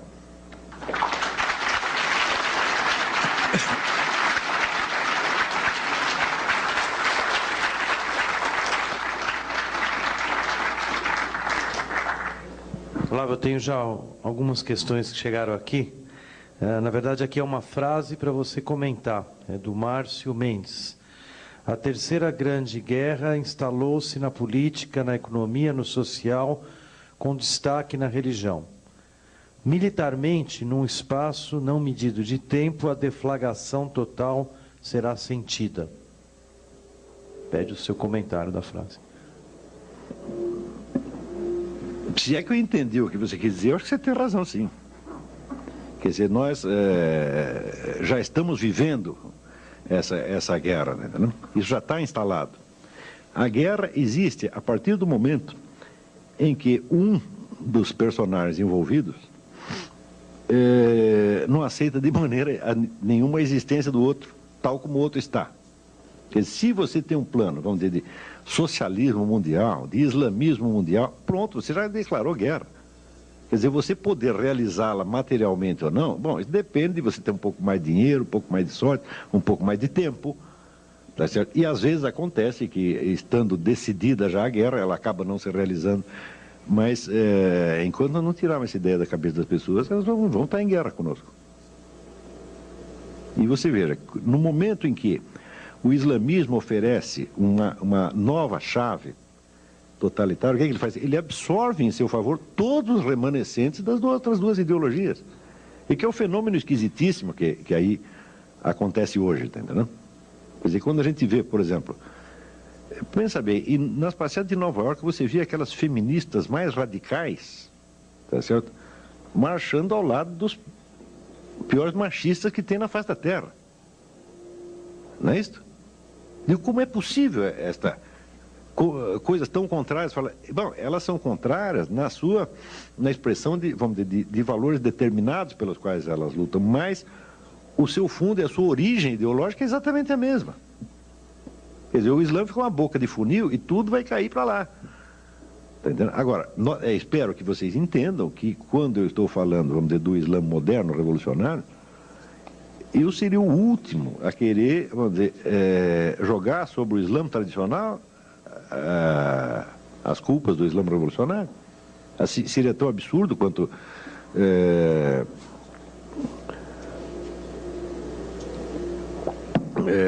jogar sobre os primeiros cristãos as culpas posteriores da Inquisição, etc. Não tem sentido. Não, quer dizer, eu não estou fazendo de maneira alguma um discurso anti-islâmico, seria a última coisa que eu desejaria fazer. Agora, a ideologia revolucionária islâmica, que é uma coisa bem definida e bem caracterizada, essa é perigosa mesmo. Né? E as pessoas já estão em guerra.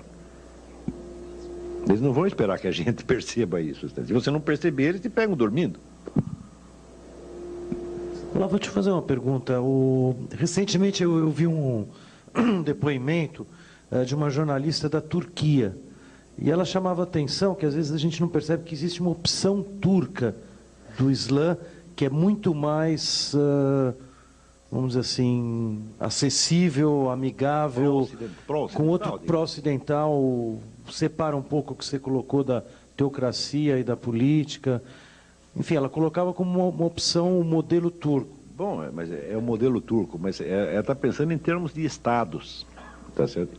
E você veja, eu já estou falando com ele em termos de movimento de massa, quer dizer, não existe uma ideologia turca, você está entendendo? Não existe uma doutrina política turca, democrática, por exemplo, que possa se espalhar entre os muçulmanos e neutralizar a influência desse pessoal radical. Não tem isso, está entendendo? Então o que ela quer dizer é apenas, bom, os turcos são um pouco mais dialogáveis, tá certo? Mas, quer dizer, esses movimentos de massa, eles não aceitam vazio, você está entendendo? Quer dizer, a única opção ideológica que o Islã tem hoje é esta. Então, é que nasce ali com esses Said Qutb e outros, né? Quer dizer, eles preencheram um vácuo ideológico, quer dizer, eu acho errado, por exemplo, a visão que se tem no Ocidente às vezes é muito errada, quando se fala de decadência islâmica. Intelectualmente o Islã jamais decaiu, nunca. Tá? Nós é que paramos de ter notícia, tá certo? Mas, por exemplo, tem um livro que eu recomendo, chama Un Islam iranien, de Henri Colban, é um grande historiador da filosofia, tá certo? Que dá ideia, vamos dizer, da tradição filosófica iraniana, tal como ela continuava até o momento que ele estava escrevendo aquilo, que era a década de 40, 50, é uma coisa muito impressionante. Quase que o Irã sozinho ele tem mais e melhores filósofos do que qualquer país da Europa, considerado individualmente. Isso nunca parou. Vocês leiam o Said Hossein Nasr, um monstro de filósofo. É verdade que ele foi botado de lá para fora, foi expulso do Irã pelos ayatollahs. Mas é que ele é um muçulmano de tipo antigo, um muçulmano tradicional. E os caras vêm com a ideologia revolucionária, então não tinha lugar para ele. Nova, uma pergunta breve aqui, mas onde se insere o terrorismo nesta organização, entre aspas? Bom, o terrorismo é exatamente o que estava no Karl Mannheim, né? O terrorismo serve, sobretudo, para duas coisas. A primeira é exatamente essa que diz Mannheim, que é desorganizar a sociedade. Fazer com que as pessoas se sintam desamparadas. Você veja, quando você... No Rio de Janeiro, por exemplo, quando você vê assalto para tudo quanto é lado, narcotráfico, etc., etc., você fica com raiva de quem? Dos traficantes? Eu nunca vi ninguém com raiva dos traficantes. Você fica com raiva do governo. Não é assim? Isto é a estratégia do grupo nazista, como diz o Mannheim. Você se sente desamparado pelo seu grupo, você fica com raiva do grupo e se afasta dele. E é aí que eles te pegam mesmo. Tá certo? Então, o terrorismo é, sobretudo, esta arma psicológica para fazer você ficar com raiva do seu governo. Nós vimos o que aconteceu na Espanha. O pessoal ficou com mais raiva do Aznar do que de quem jogou a bomba. Está compreendendo?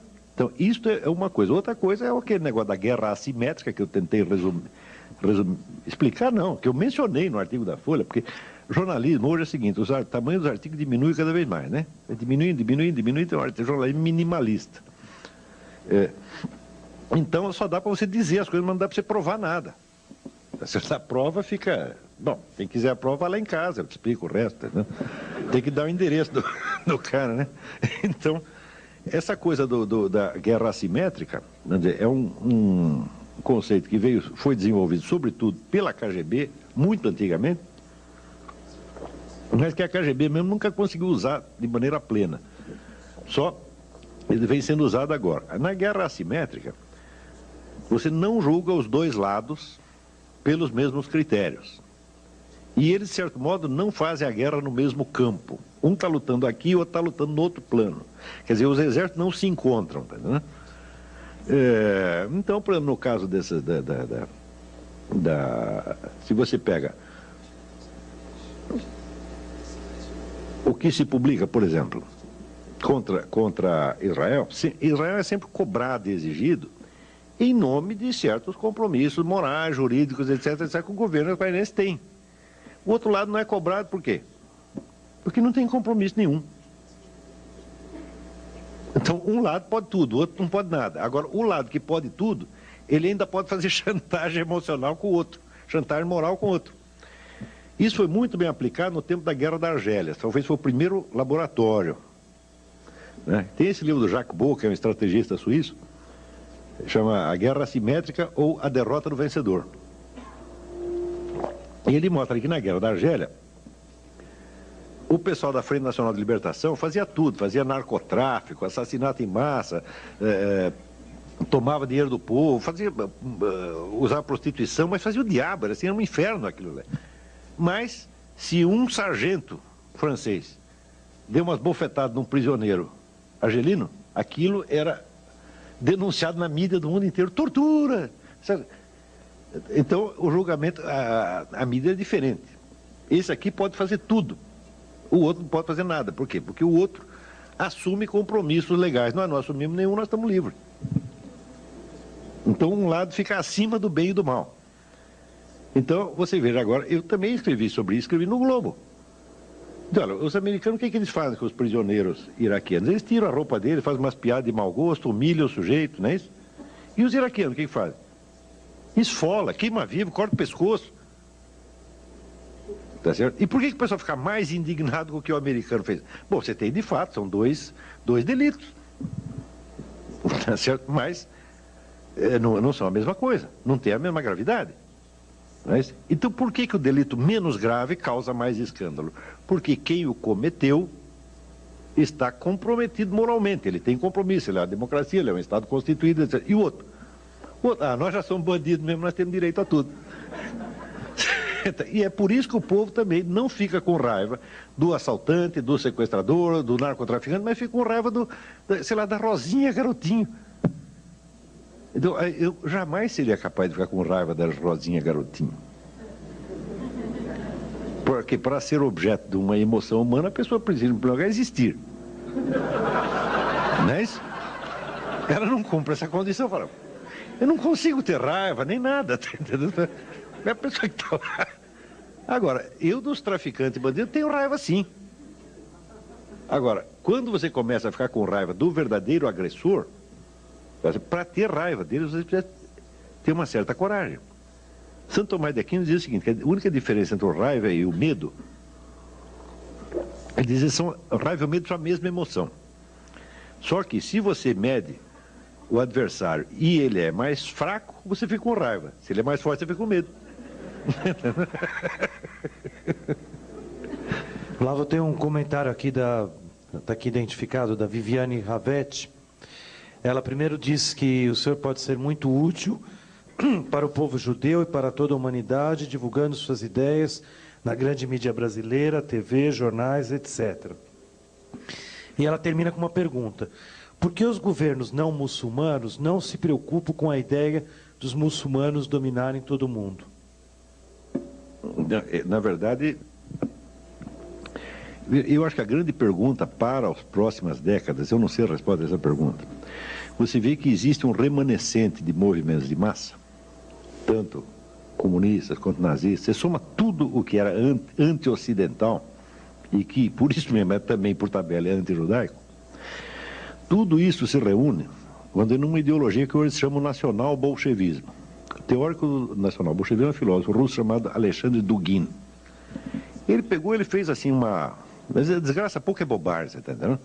Para que só comunismo? Tá entendendo? Não, já junta com o nazismo, já junta com tudo uma vez, tá entendendo? E ele fez esse negócio e, note bem, no começo parecia loucura. Mas a hora que eu vi aquela passeata em Nova York, todo mundo junto, eu falei, louco não é o Dugin, louco sou eu que não entendi que esse negócio ia acontecer mesmo, tá entendendo?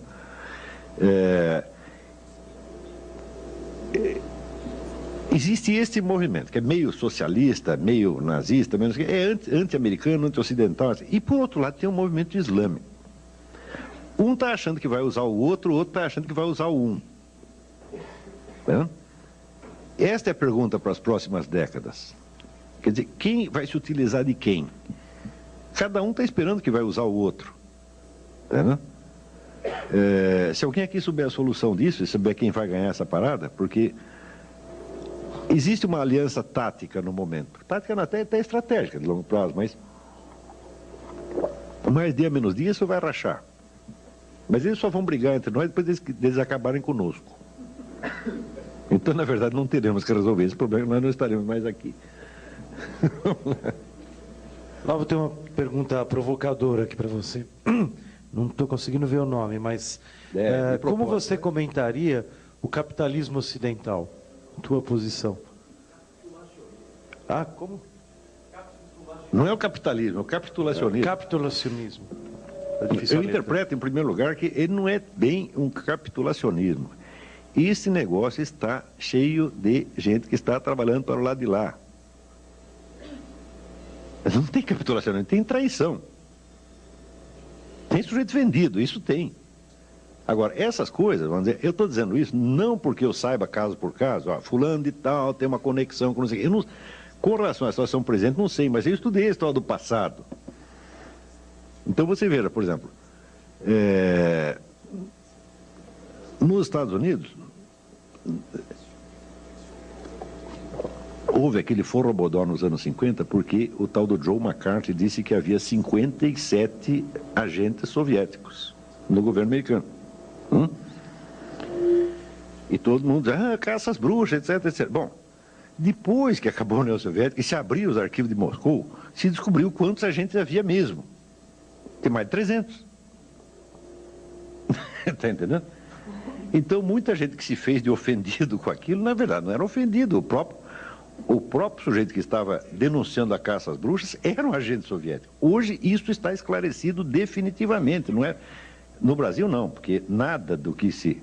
Nos últimos 12 ou 13 anos, o que os historiadores descobriam nos arquivos de Moscou é assim, são montanhas e montanhas e montanhas de fatos. E o que tem saído sobre isso no mundo é muita coisa. No Brasil não saiu nada até agora. Ninguém sabe de coisa nenhuma. Né? Outro dia, por exemplo, eu disse isso para a pessoa, porque tem 40 livros que mostram isso, livros que incluem dão facsímile, todos os documentos e tal. A pessoa disse, você está defendendo o Joe McCarthy? Ai, que horror! Eu falei, mas como defendendo? Não se trata disso, é um negócio de história, já foi. Quer dizer, não posso tomar partido numa briga que já acabou quando eu tinha 5 anos de idade. Não é isso, né? É simplesmente, estou dizendo, olha, o cara disse que tinha 57, ele na verdade não sabia de nada. McCarthy não sabia de nada. Ele acertou por, como é que se diz, no escuro. Você vê que pela sucessão de burrada que ele fez, ele não está sabendo, alguém assoprou a coisa para ele. E ele já, querendo fazer sucesso, sobe na tribuna da Câmara e mete a boca no trombone, tá certo? Mas ele não sabia, não tinha realmente prova de nada, tá entendendo? Então, quem não tem prova, se você tem uma denúncia de um crime e não tem prova, e não tem uma coisa certa, o que você faz? Você sai gritando? Não, você vai investigar, não é isso? Ele não investigou nada, já fez aquela barulheira toda na hora e se deu muito mal, é claro que tinha que se dar muito mal. E desmoralizou a sua própria causa. Está compreendendo?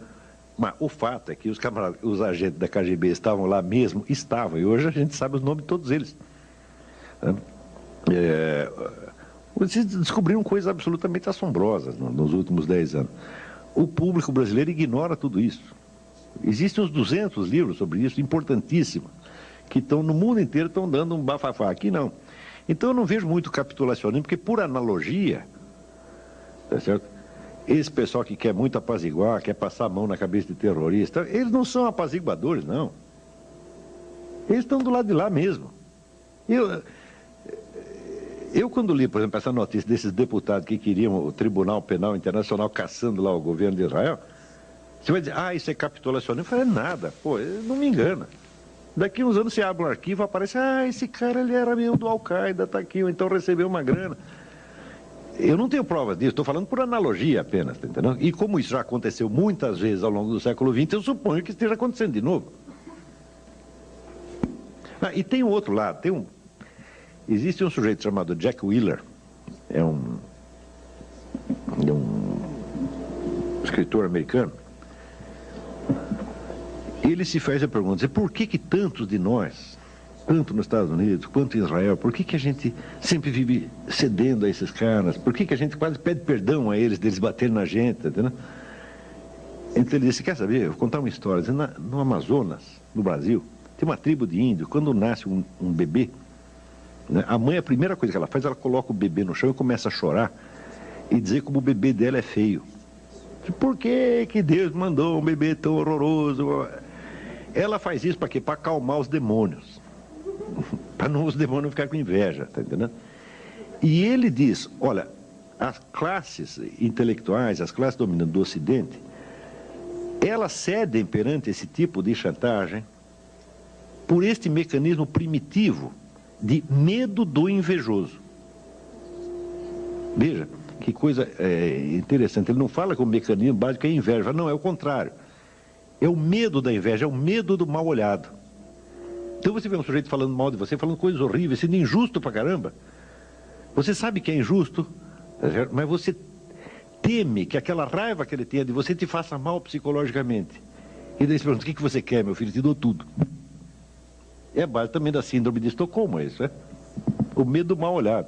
Então fala, faz o seguinte, você acredita em natural ou acredita em macumba? Você escolhe. Está entendendo? E eu acho que Deus está do teu lado, tu não tem que temer nada. Se você é cristão, você é judeu, você está defendido, não tem esse problema. Agora, se você é cristão ou judeu assim, nas terças, quintas, né? Terça, quinta e sábado, e é outra coisa, tá certo? Nos outros dias, você vai ficar com aquela dúvida, mas e se a raiva que o cara tem de mim, atrair os demônios, me pegar, etc, etc. Tudo isso é um raciocínio meio subconsciente. Claro que conscientemente ninguém aceita isso, mas a nossa alma tem muitas camadas, né? Então, esse tipo de sentimento maligno que esses caras têm, eles nos derrubam às vezes. Então, você tem dois tipos. Você tem os traidores e tem os caras que estão com medo do mal olhado. Deve ter outras explicações também, mas por enquanto foi essa que deu para arrumar. Flávio, tem várias perguntas, eu vou juntar num bloco aqui, que pedem que você comente um pouco a situação atual do conflito no Oriente Médio, Israel, os palestinos, e qual a solução, segundo o teu ponto de vista? Olha,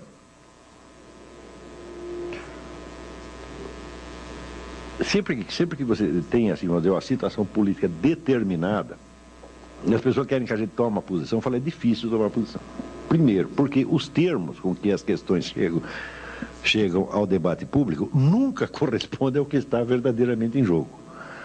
Se você perguntar, por exemplo, você é a favor do Estado palestino ou é a favor de matar todos eles, botar todos eles para fora, a gente tem que responder. Eu sou claro que sou a favor do Estado palestino, eu não mato criancinha, não como criancinha, não bebo sangue, então eu também quero que eles tenham uma chance, etc, etc. Agora, eu cá entre nós, eu não acredito que esse seja o problema. Eu acho que tudo isso é pretexto. A partir da hora que você tem uma estratégia, vamos dizer, mundial, em que você vê conexões de organizações terroristas, que começa lá na Sibéria, passa pelo Oriente Médio e vai terminar aqui no Paraguai. Eu falo, é claro que esse negócio de Estado palestino é um pretexto. Se não for isso, será outra coisa. Sempre haverá algo pelo qual eles vão culpar todo mundo e tentar fazer os outros sentir, como é que se diz? Sabe, essa inoculação de culpas e a inoculação do sentimento maligno, sempre terá um meio de fazer isso. Se você não os satisfaz, eles ficam cada vez mais revoltados. E os satisfaz, eles querem outra coisa.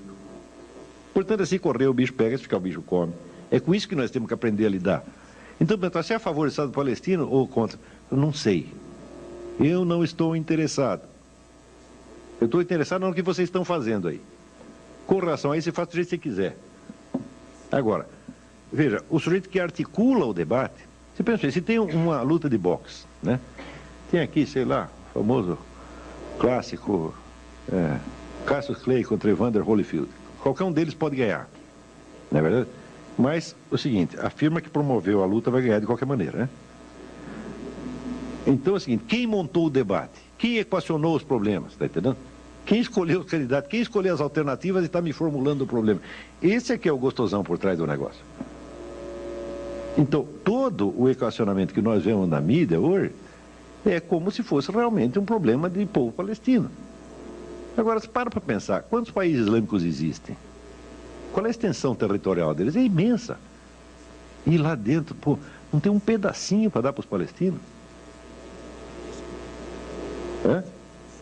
Se eu fosse o governo brasileiro, eu diria, bom, Cedia um pedaço da Amazônia, que só tem macaco e tatu-bola, tá entendendo?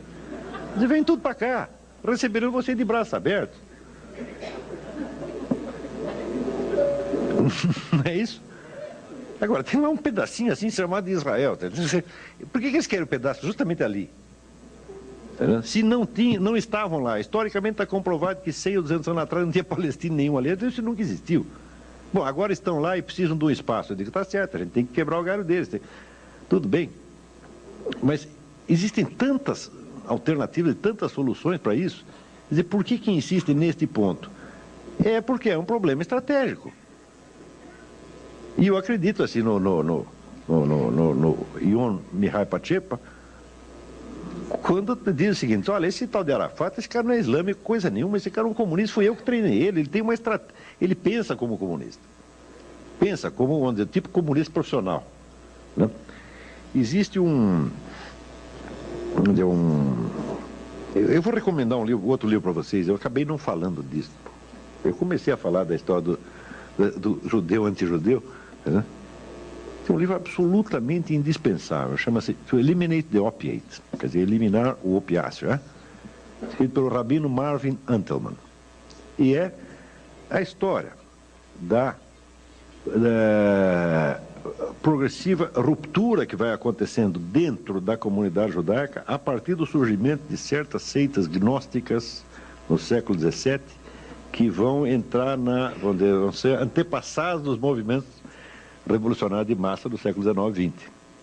Tá certo? E quando você vê a facilidade com que indivíduos, vamos dizer, de origem judaica vão entrando nesse negócio e acabam trabalhando contra o próprio povo judeu, uns de sacanagem, outros que não percebem, olha, é de arrepiar os cabelos. Tá? Então, como é a origem de um Trotsky? Como chega a acontecer um fenômeno Trotsky que nunca houve ao longo da história? Não é isso? Da onde surgem esses camaradas? É porque deu na cabeça? Não. Isso aí foi se formando, vamos dizer, como aconteceu dentro da Igreja Católica, mas mesma coisa. Né? O pessoal fala de crise da Igreja Católica, eu acho, até onde eu estudei, eu acho que o judaísmo está numa crise muito pior. Ele está muito mais ameaçado e tem muito mais antagonismo interno do que você tem na igreja, no cristianismo. Eu acho que a situação não é nada invejável e não é para brincar, não. Você vê um sujeito, Noam Chomsky, eu garanto que uma boa parte da comunidade judaica lá de Nova York ainda recebe o cara, ela é um dos nossos, senta aqui no colo e tal. Não, ele só quer que, sei lá, acabe o Estado de Israel, mata todo mundo, tá certo? Põe todo mundo para fora, mas se tirando isso é boa gente. Entendeu? Como é que pode? Está entendendo? E essa coisa, vamos dizer, de carregar o traidor no colo, é coisa, só dois povos fazem isso tão bem, americano e judeu. São especialistas em fazer isso. Deve alimentar o seu próprio assassino, o seu próprio inimigo, falando, cuidado com isso, pode chegar até um certo ponto. Claro, a gente fala, todo mundo é humano, senão a gente não quer briga, mas calma lá. Agora não é mais brincadeira, é? Olavo, eu estou com muita pergunta aqui. Eu vou talvez te fazer uma questão, alguém também sempre buscando soluções, né? O que o senhor acha da tolerância como forma de resistência a todas as formas de totalitarismo, autoritarismo? Olha, essa palavra tolerância já se fez tanto crime em nome dela que é um negócio incrível, né? Porque você veja, a Revolução Francesa, que vinha em nome da tolerância, né? Ela, assim, nas primeiras semanas já matou 200 mil pessoas. 200 mil pessoas. A Inquisição Espanhola, que não foi nenhum doce de coco, o total de vítimas da Inquisição Espanhola são 20 mil pessoas em 4 séculos. Né? E a Revolução Francesa já faz 10 vezes isso em algumas semanas. Tudo isso é tolerância. Quer dizer, eu tenho medo dessas coisas, né? Lembra aquele negócio? Existe o que é a estratégia real e existe a ideologia, que é o discurso pretextual. Quando nós dizemos que o mundo, por exemplo, tem progredido no sentido da liberdade, eu digo não. O mundo tem usado um discurso mais mais liberal, quer dizer, nós, no plano das ideias, da ideologia, então nós reconhecemos certos valores democráticos, etc. Mas não quer dizer que isso seja a realidade do que se faz. Agora, se a pessoa toma uma análise ideológica como se fosse a análise da estrutura política, muito bem. Eu digo, bom, tolerância, você diz aonde? A tolerância na esfera ideológica, nós vamos pregar a tolerância e nós vamos matar todos os intolerantes? É? Bueno, a gente vê isso, né? Leiam esse livro aqui. Esse rabino vai dizer a mesma coisa, os caras estão matando a gente porque eles acham que nós somos intolerantes, porra. Bom, Olavo, a gente poderia continuar longamente. A gente preparou um coquetel, né, para todos que vieram participar e gostaríamos que a turma participasse. Então, eu queria convidar o próprio Olavo a participar e nós vamos retomar e continuar. Acho que a gente teria muito assunto. As perguntas mostram... Eu só pude apresentar um pedaço da coisa, hoje ficou faltando, entendeu? Eu tenho escrito muito sobre isso. Mas eu estou às ordens. Peguem aí o meu e-mail e quem tiver dúvida me escreva. Às vezes não respondo na hora, porque viajo muito, mas... Vou deixar, inclusive, as perguntas aqui. E muito obrigado à vinda do Olavo.